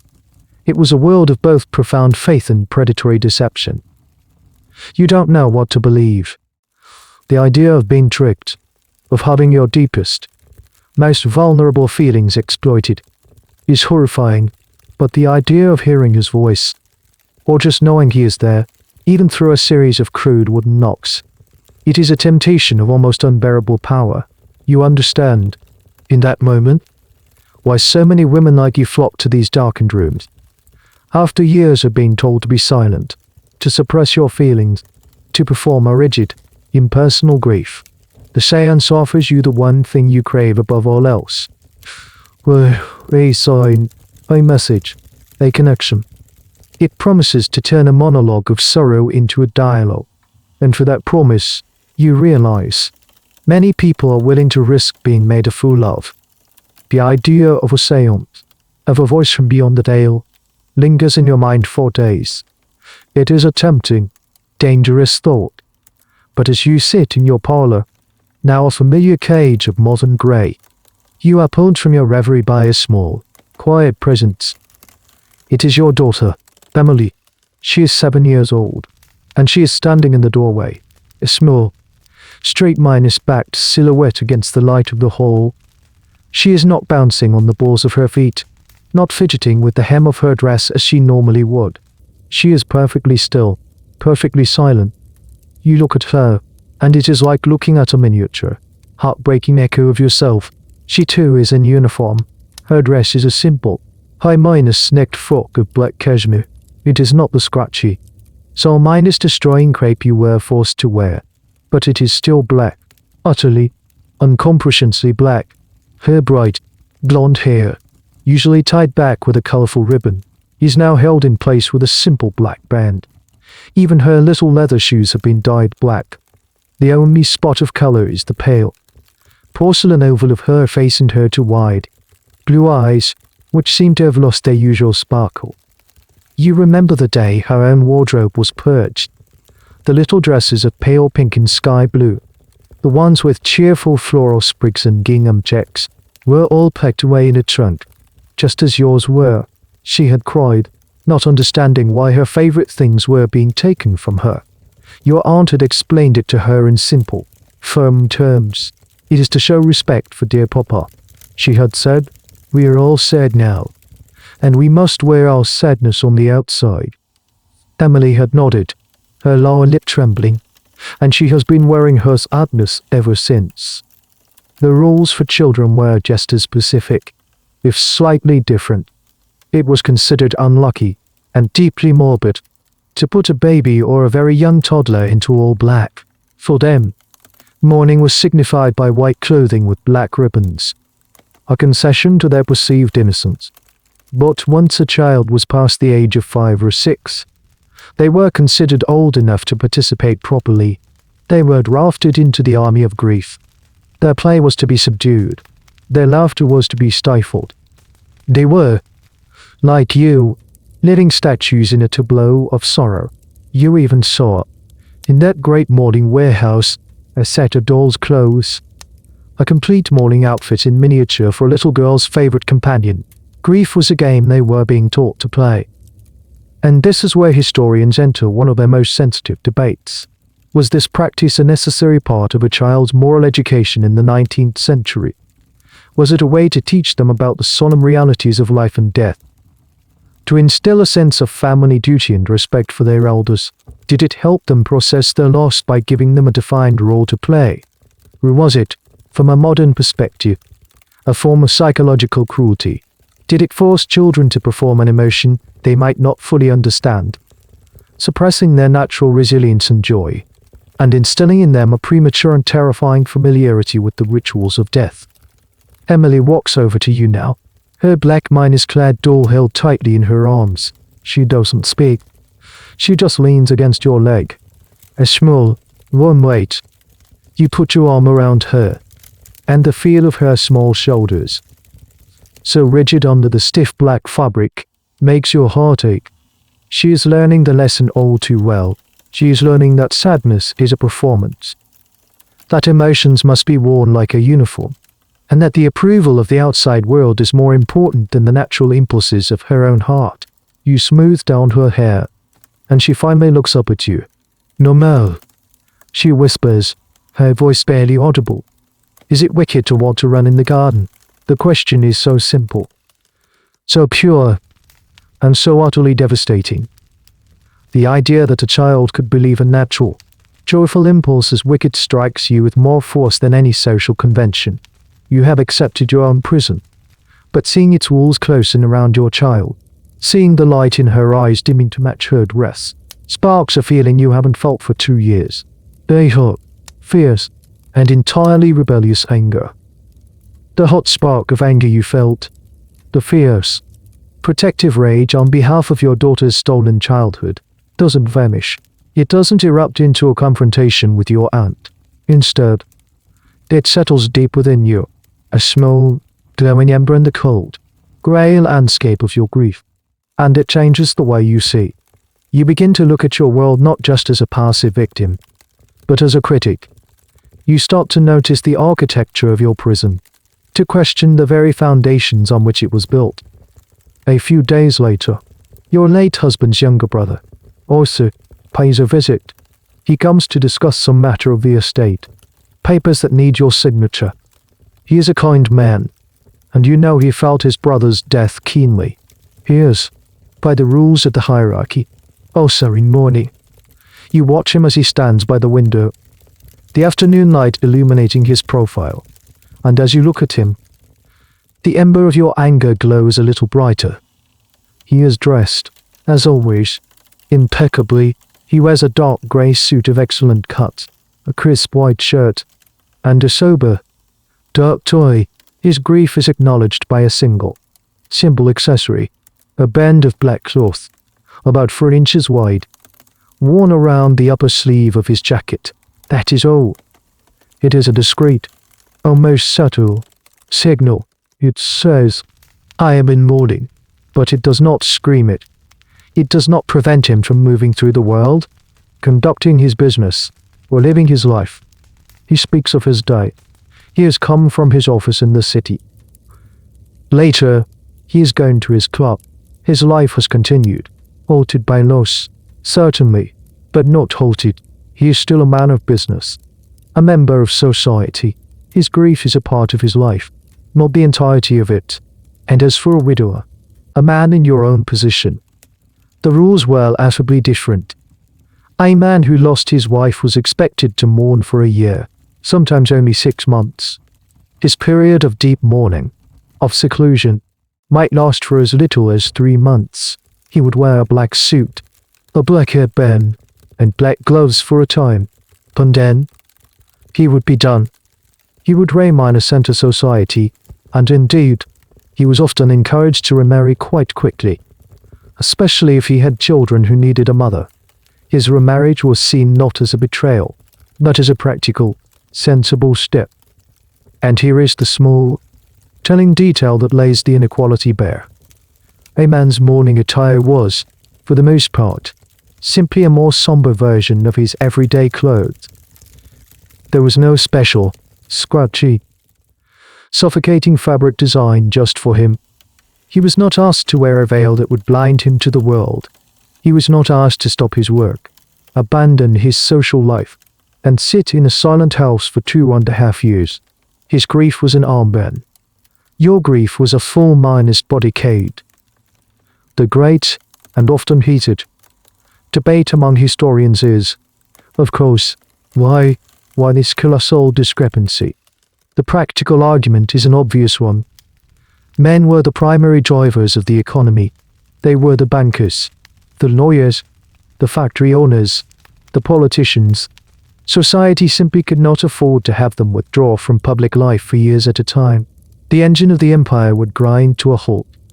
A man's duty was to his work, and that duty superseded the performance of grief. But many scholars argue it runs deeper than mere economics. They contend that it was a pure reflection of the era's rigid gender roles. A man's identity was his own, defined by his profession, his public standing. A woman's identity was relational, defined by her connection to a man, first her father, then her husband. His death was therefore a kind of existential crisis for her. Her long, elaborate mourning was a testament not just to her love, but to his importance. It was the final act of her service to him. A man's grief, on the other hand, was a personal tragedy, but it did not erase his fundamental identity as a man of the world. His role was to be stoic, to endure, to provide. Your role was to collapse, to retreat, to remember. You look at Arthur, standing there in his handsome suit and his single, polite nod to sorrow. You think of yourself in your carefully prescribed shades of mauve, your life still circumscribed by 1,000 tiny rules. He lost a brother, you lost a husband, but his loss is a footnote in his life story. Yours has been made into the entire, tedious novel. And for the first time, you don't just feel sad. You don't just feel angry. You feel the cold, hard, and deeply clarifying sting of injustice. The cold sting of injustice has become a part of you now. It is a no, secret sense, like a compass needle in your heart that quivers whenever it points towards a hypocrisy. You find yourself watching the world with a dangerous, questioning clarity. You see the men striding to their clubs, the married women laughing behind their fans, the young girls flirting in their bright dresses, and you see the intricate, invisible architecture of rules that holds it all in place. And you see how the heaviest beams of that structure are resting squarely on your own shoulders. It is during another visit from your friend Clara, the same one who whispered of senses, that a new door creaks open in your mind. You are taking tea in the parlor, the room now a familiar landscape of muted purples and greys. You find yourself confessing, in a low voice, your moment of anger, the feeling of unfairness when you compared your brother minus in minus law's convenient armband to your own all minus consuming uniform. You expect her to offer a few words of placating sympathy. Instead, she leans forward, a familiar glint of conspiracy in her eyes. Not everyone chooses to serve the full sentence. She whispers. You look at her, confused. What choice is there? The rules are the rules. Rules, Clara says, taking a delicate sip of her tea, are for those who are afraid of the consequences of breaking them. And then she tells you a story. It is the story of a woman you know of, but do not know personally. A Mrs. Emister. Her husband, a much older man of considerable wealth, had died about a year ago. She was young, beautiful, but now immensely rich and entirely alone, and she was not playing the game. Clara's story comes out in a series of hushed, scandalous revelations. Mrs. Alistair wore the full, heavy crape of deep mourning for only 3 months, not the mandated year and a day. Then, she had shocked everyone by bypassing second mourning entirely, emerging in the most fashionable, and frankly, rather daring, gowns of half-minus mourning. Her lavenders were a little too bright, her greys a little too silvery, and she had been seen, not just taking a quiet walk in the park, but attending a matinee concert. And someone, a very reliable source, had seen her laugh. A sole, genuine, musical laugh. The consequences, Clara explains, were immediate and severe. Mrs. Alistair was being systematically cut from polite society. Invitations to even the most modest afternoon teas ceased to arrive.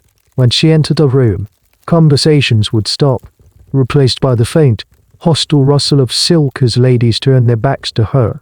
She was branded as fast, as unfeeling, as a woman whose grief was so shallow it was an insult to the memory of her husband, and, by extension, an insult to all true and proper womanhood. And here is the fascinating, almost tactical, detail of her rebellion. It was not just what she did, but where she did it. A widow's movements were geographically restricted. To be seen on the fashionable shopping thoroughfares like Bond Street, or in the brightly lit arcades, was a transgression. To be seen at a gallery on a day of a popular opening was another. Mrs.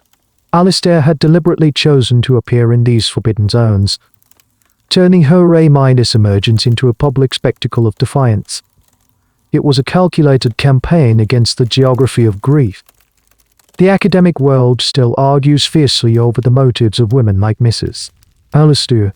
Were they the forgotten pioneers of feminism, consciously using their newfound independence to rebel against a patriarchal system that sought to imprison them in their grief? Were their acts of defiance a deliberate political statement about a woman's right to her own emotional life and her own property, or was the truth more personal and less ideological? Were they simply women of a certain temperament, resilient, spirited, perhaps a little selfish, who found the suffocating performance of mourning psychologically unbearable? Was Mrs. Alistair a revolutionary, or was she just a young, rich woman who was terribly, unapologetically bored with being sad? You listen to this story, and the name Mrs. Alistair becomes a kind of incantation in your mind. You picture her, laughing in a concert hall, a flash of bright lavender in a sea of somber tones. The image is both terrifying and exhilarating. You see the price she paid, the isolation, the gossip, the condemnation. It is a lonely, cold exile. But you also see what she has gained, her own life. She has taken it back. The story is a cautionary tale, a clear warning of what happens to women who step outside the lines. But the ember of anger in your chest glows a little hotter.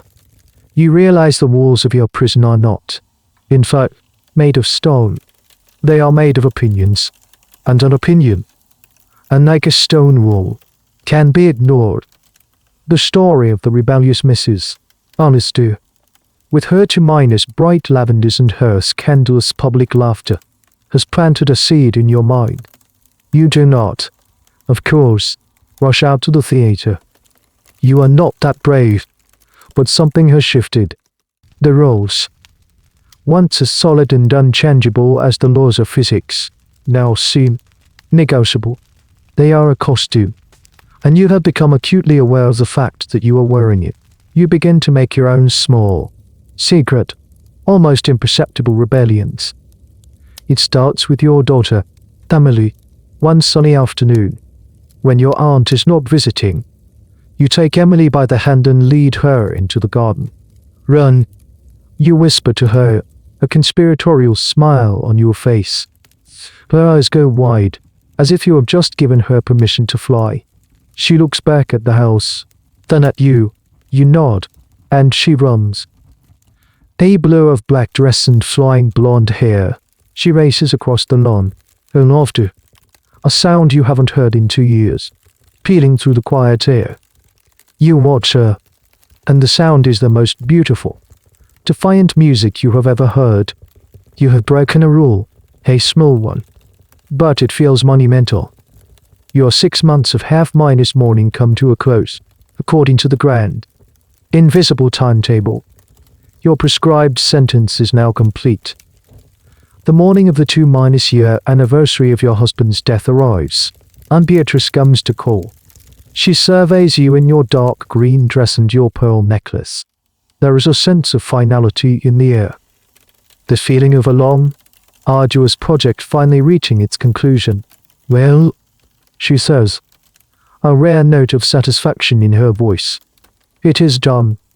You have shown the proper respect. This is the moment, the 2-year mark, for a widow mourning a husband." This was often the point at which the most intense, socially mandated period of grief was considered to be over. It wasn't always 2.5 years to the day. The timeline could be flexible, but this was the major milestone. After this, you were generally free to shed the last vestiges of mourning a tyrant enter the world, no longer officially marked as a person in grief. But here's the wonderfully peculiar and often overlooked detail about this endpoint. It was not, in fact, always the end. for the most devoutly grieving, and for those in the highest echelons of society. Again, following the Queen's relentless example, there was another, even more prolonged stage. It was called ordinary mourning. This could last for another 6 months, or even a year. It meant you could wear colors, but they had to be sober, no bright reds or yellows, and a widow might be expected to continue to wear a specific style of bonnet, known as a widow's cap, for the rest of her life, a permanent, subtle signal of her status. The performance, for some, never truly ended. Historians are divided on what this ~year milestone truly represented. Was it the moment society benevolently released a woman from her obligations? A recognition that she had paid her dues and could now reclaim her life? Was it a genuine, if arbitrary, line that was thought to represent the natural lifespan of acute grief? Or was it, as more cynical scholars suggest, a purely pragmatic date on the social calendar? Was it the moment a widow was officially declared eligible for remarriage? Her period of untouchability concluded. Her value on the social stock market once again active. Was it less about her emotional state and more about her legal and economic status? Your aunt's words hang in the air. You had shown the proper respect. It is a graduation ceremony, and she is the headmistress, awarding you your diploma in sorrow. She informs you that tomorrow, you may, at last, put away the greys and purples. You may wear blue, or rose, or even a cheerful, buttery yellow. You are being given back the rainbow. The long, black winter is officially over. You should feel a sense of elation, of liberation. But as you stand there, you feel a strange, hollow emptiness. For 2 years, this ritual has been your life. It has been your job, your purpose, your identity, and now that it is over, you are not entirely sure who you are supposed to be. The next morning, you stand before your wardrobe. The door is open. For 2 years, it has been a cavern of black, a vertical tomb of wool and crape. But last night, after your aunt left, the maid had silently, reverently, unpacked a large wooden rug from the attic. Then now, color has returned. It is a violent, shocking assault on the senses. A row of dresses, the ghosts of your former life, painted earth, their hues of sapphire, rose, and gold so bright they seem to hum in the dim morning light. You are supposed to choose one. You are supposed to put it on. It feels like an act of profound betrayal. Your hand hovers, hesitates. The black woolen muted grays have been a uniform. Yes, but they have also been a shield. In blur. You were invisible, your status clear. Your emotional state prescribed. No one expected you to be cheerful, to make conversation, to be anything other than a monument to a dead man. To choose a color is to choose an identity. And you have forgotten how. Your fingers finally brush against a particular fabric. A silk, cool and smooth. It is a dress of a vibrant, shimmering green, the color of new leaves in spring. It was once your favorite. You wore it to a garden party. You remember. And your husband had said it made your eyes look like emeralds. The memory is a sudden, sharp pain. To wear it now feels like a sacrilege, but it is also the one that calls to you. A whisper from a life you barely remember. You take it from its hunger. It feels impossibly, frivolously light. You take off the familiar, heavy grey dress and let it fall to the floor. You step into the green silk. The fabric rustles, a sound of life and movement that is startlingly loud in the quiet room. You do up the buttons. The dress fits, but it feels wrong, like a costume for a stranger. You turn and face the mirror, the one that was shrouded in white for so long. The woman who stares back at you is a phantom. Her face is pale and thin, the face of a widow, but her body is dressed for a party. The green is so vivid it seems to steal all the color from her face, leaving it looking even more wan and tired. She looks like a clown, a tragic figure in a cheerful costume. A wave of dizziness washes over you. This is not you. This is a performance of a happy, living woman. and you have forgotten all the lines.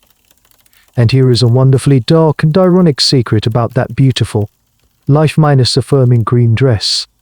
That particular, brilliant shade was often created using a dye known as shrouded green. It was a copper arsenite, a pigment loaded with a shocking amount of arsenic. It was famous for rubbing off on the skin, for flaking off as a fine dust, for being absorbed by the wearer. Women who wore these beautiful green gowns often complained of rashes, headaches, and a host of other mysterious ailments. The very dress that symbolized your return to the vibrant world of the living could be, quite literally, poisoning you. It's a perfect, cruel symmetry. For a year you were encased in black crape, its dye also rumored to be toxic. And now your reward is a beautiful silk that might just finish the job. Historians still debate the true psychological impact of this moment of transition. Was it, for most women, a moment of pure relief, a joyful casting off of the shackles of grief? Did they feel an uncomplicated sense of liberation as they embraced color once again? Or was your experience this feeling of alienation, of being an imposter in your own skin, nor common? Some argue that many women felt a profound loss of identity.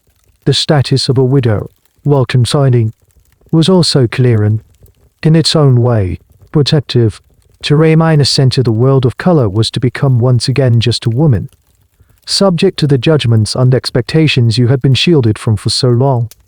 It was to become a target for speculation, for courtship, for a world that had moved on while you were frozen in time. There is a soft knock at the door. Emily pushes it open. She stops and stares, her blue eyes wide. She has never seen you in anything but black and grey. Her face, which had been so serious, breaks into a radiant, forgotten smile. "Oh, remember," she breathed, her voice full of awe. "You look like a queen.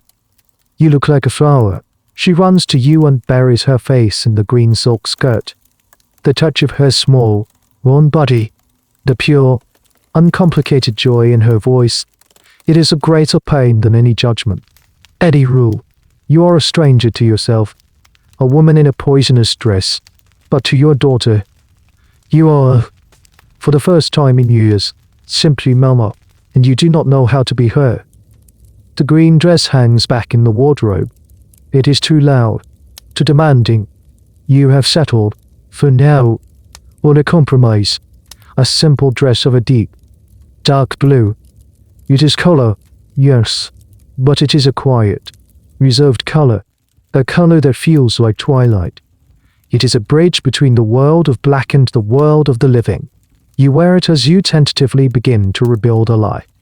You host a small tea. You walk in the park with Emily, who is now allowed to wear a pale yellow dress that makes her look like a daffodil. On the surface, the performance is over. The long, slow, suffocating play has reached its final curtain. But it has not. You find that the ritual has burned itself into you, like a brand. You walk differently.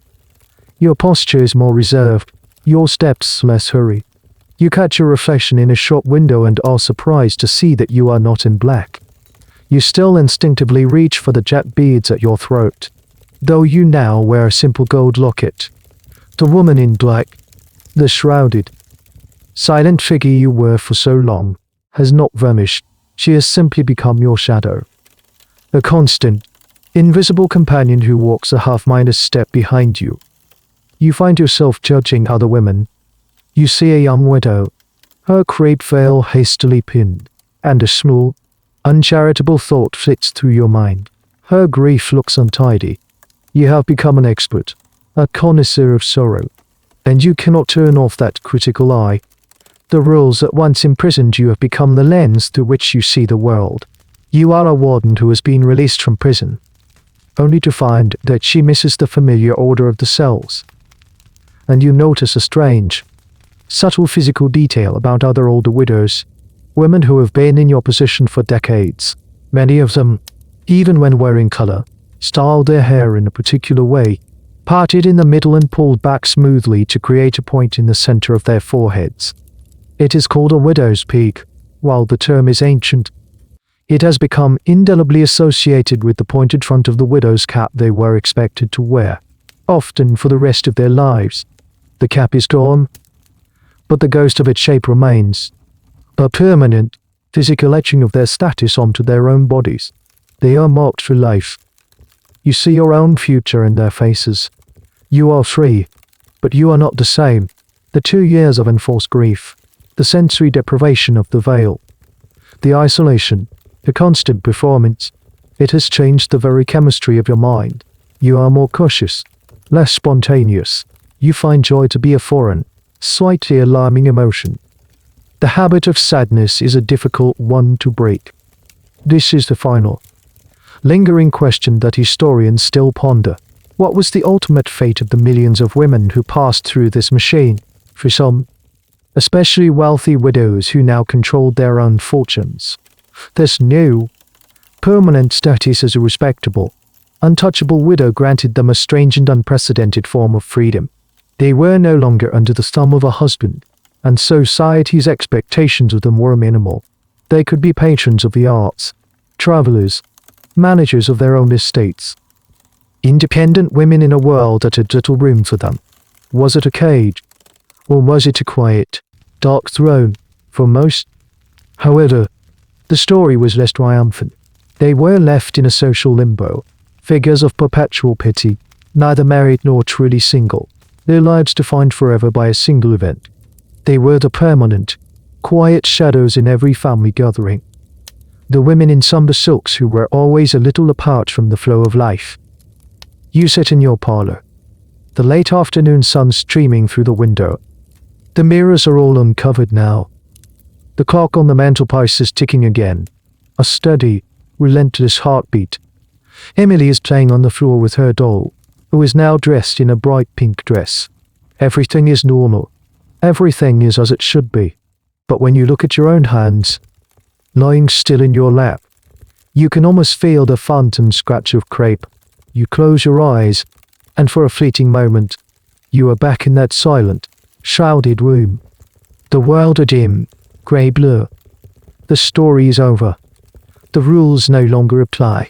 But you realize with a deep, quiet certainty that the shadow of the woman in black will be with you for the rest of your days. And now, the story softens. The sharp edges of the jet beads and the scratch of the crape begin to dissolve, like sugar in warm water.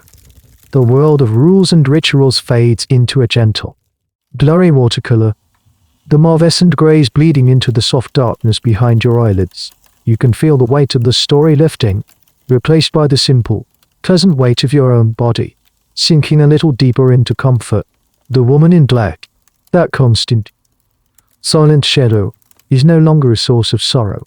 She is just a quiet presence, a guide to lead you from the world of waking thought into the gentle, forgiving landscapes of your own dreams. She walks beside you now, down a long, quiet hallway where the clocks are all stopped at the perfect time for rest, and all the mirrors are shrouded in soft, white clouds. There is nothing left to analyze, nothing to understand. There is only the feeling of letting go, of drifting on a slow, dark, and peaceful current. Our journey together tonight ends here, in this quiet place. Should you need another tale to accompany you further into rest, my library of stories is always open for you. May your dreams be kind. Good night.